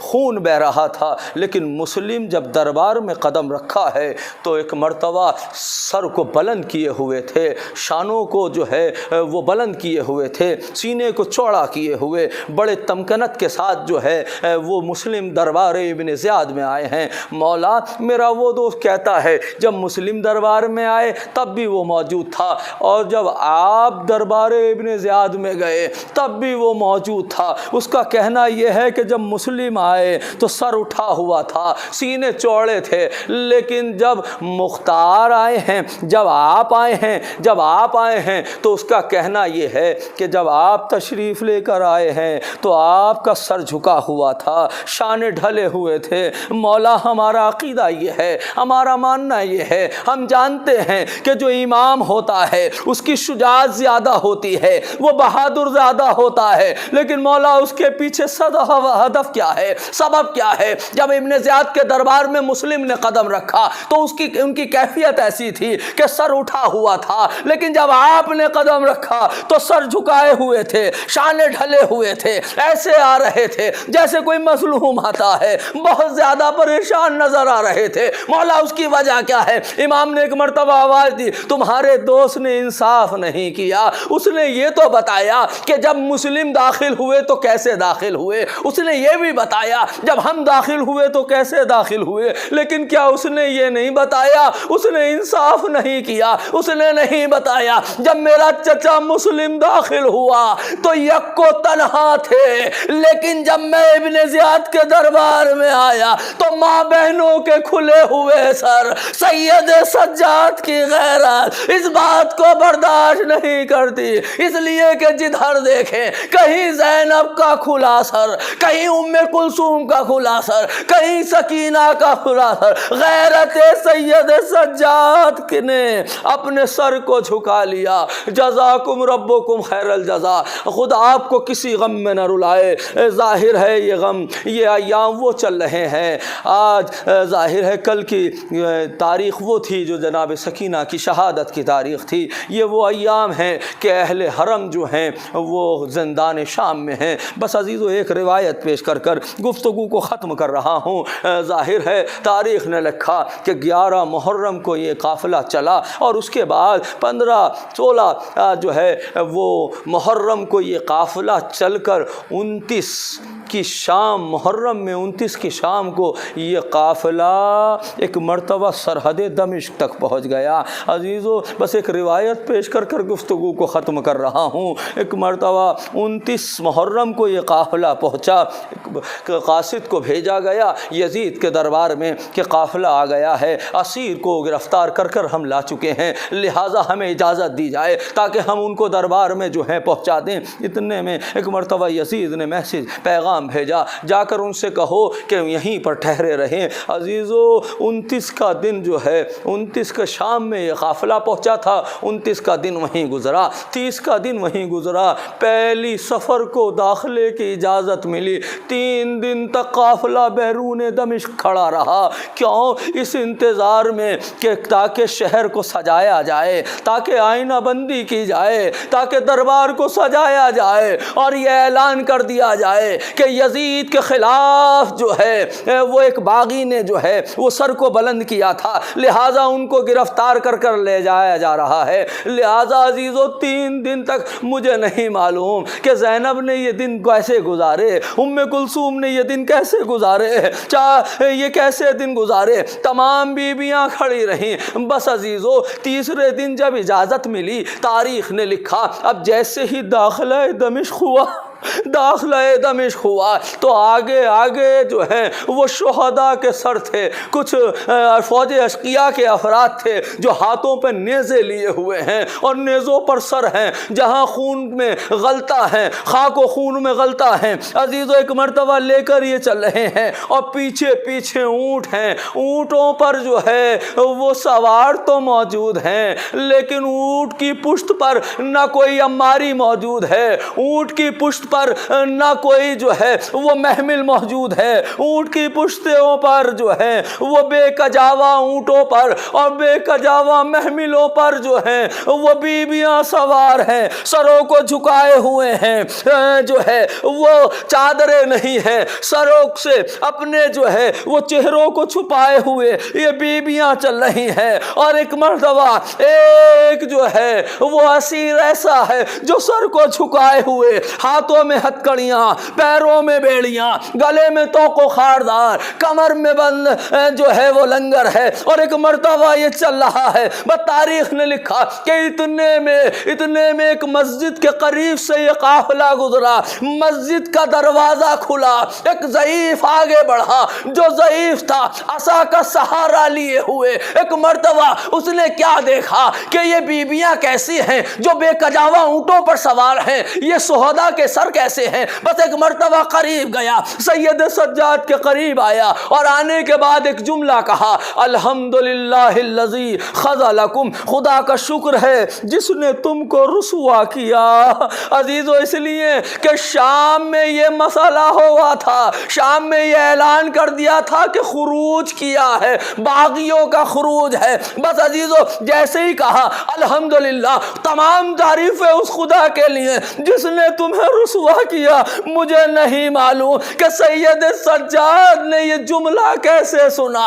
ارے جو عزت اسلام ہو، جہاں سے عزتیں نکلی ہو، وہاں ان سے یہ کہا جائے خدا کا شکر ہے کہ جس نے تمہیں رسوا کیا۔ بس اس جملے کو سنا، ایک مرتبہ جھکا ہوا سر، ہاتھوں میں ہتکڑیاں، پیروں میں بیڑیاں، گلے میں توق خاردار، بس جھکے ہوئے سر کو سید سجاد نے اٹھایا، آواز دی، ایھا الشیخ ماذا تقول، اے بزرگ تو کیا کہتا ہے، الا قرأت القرآن، کیا تو نے قرآن کی تلاوت نہیں کی، کیا تو نے قرآن کو نہیں پڑھا۔ آواز دی، اے اسیر، اے قیدی، تو کیسی باتیں کرتا ہے، بھلا میں قرآن کو کیسے تلاوت نہ کروں، اس لیے کہ قرآن میرے نبی کے اوپر اترا ہے، یہ قرآن کتاب خدا ہے۔ آواز دی، حل قرأت انما یرید اللہ لیذھب عنکم الرجس اہل البیت ویطہرکم تطہیرا، کیا اس آیت کی تلاوت کی ہے؟ کہا ہاں ہاں، میں کیوں اس آیت کی تلاوت نہ کروں گا، یہ آیت تطہیر ہے جو اہل بیت کی شان میں نازل ہوئی ہے۔ پھر اس کے بعد ایک مرتبہ کہا، حل امام سید سجاد نے بس ختم کر دی میں نے مجلس، امام سید سجاد فرماتے ہیں، حل قرأت هذه الآیہ، کیا تو نے اس آیت کو پڑھا ہے، قل لا اسألکم علیہ اجرا الا المودۃ فی القربى، کہا ہاں ہاں یہ آیت مودت ہے، میں نے پڑھی ہے۔ اس کے بعد فرمایا، کیا تو نے یہ آیت پڑھی ہے، وآتی ذی الحق حقا، اہل حق کو ان کا حق دے دو، اہل بیت کو ان کا حق دے دو۔ بس ایک مرتبہ جیسے ہی ضعیف نے یہ آیتیں سنی، تڑپ گیا، ہاتھوں کو جوڑا، اے قیدی تو کون ہے، بھلا تو یہ آیتیں کیوں پڑھ رہا ہے، یہ وہ آیتیں تو کیا تلاوت کر رہا ہے جو آیتیں اہل بیت کی شان میں نازل ہوئی ہے، بھلا تیرا مطلب کیا ہے کہ تو ان آیتوں کو پڑھ رہا ہے۔ آواز دی، نحن منہم، ارے ہم وہ اہل بیت ہے۔ بس اتنا سنا، تڑپ گیا، قسم کھا کر بتاؤ کیا تم وہی اہل بیت ہو؟ کہا ہاں ہم اہل بیت ہیں۔ کہا اچھا، کیا تم رسول کے نواسے ہو؟ کیا حسین کے رسول کے نواسے حسین کو جانتے ہو؟ کیا رسول کے نواسے حسن کو جانتے ہو؟ کیا علی مرتضیٰ کو جانتے ہو؟ تمہارا نام کیا ہے؟ آواز دی، میرا نام علی ہے۔ اچھا تم کس کے فرزند ہو؟ کہا میں حسین کا فرزند ہوں۔ اچھا حسین کے نبی کے نواسے کے فرزند ہو؟ کہا ہاں میں حسین کے نواسے کا فرزند ہوں۔ کہا یہ قیامت کیسے ہو گئی؟ بس سر کو پیٹنا شروع کیا۔ آواز دی، اے شیخ، ارے وہ سامنے سر میرے بابا حسین مظلوم کا سر ہے، میں علی بن الحسین، یہ میری ماں بہنیں کو کھلے ہوئے سر۔ بس ایک مرتبہ شیخ نے آواز دی، اے مولا مجھے اجازت دیجئے، میں اتنا ضعیف ہو چکا کہ جہاد تو نہیں کر سکتا، مگر اتنی اجازت دیجئے لیے کہ میں ناقے کے نیچے آؤں اور ہلاک ہو جاؤں. ارے کم سے کم ماں بہنوں کے کھلے ہوئے سر، بیٹی نبی کی بیٹیوں کے کھلے ہوئے سر، نبی کی نوازیوں کے کھلے ہوئے سر پر میری نگاہیں نہ جا سکے. میں کہوں گا ارے ایک ضعیف کو اتنا اہتمام کہ اپنی جان کو ناقے کے نیچے آ کر شہید ہونے کے لیے تیار ہو گیا. اب میں آپ سے پوچھنا چاہتا ہوں، ارے ایک عام انسان کی غیرت زیادہ ہوتی ہے یا غیرت سید سجاد یا غیرت ہاشمی؟ مجھے نہیں معلوم کہ سید سجاد نے کیسے ماں بہنوں کے کھلے سر کو دیکھا اور کیسے صبر کیا. انا للہ و انا الیہ راجعون. سیعلم الذین ظلموا ای منقلب ینقلبون. ربنا تقبل منا انک انت السمیع العلیم.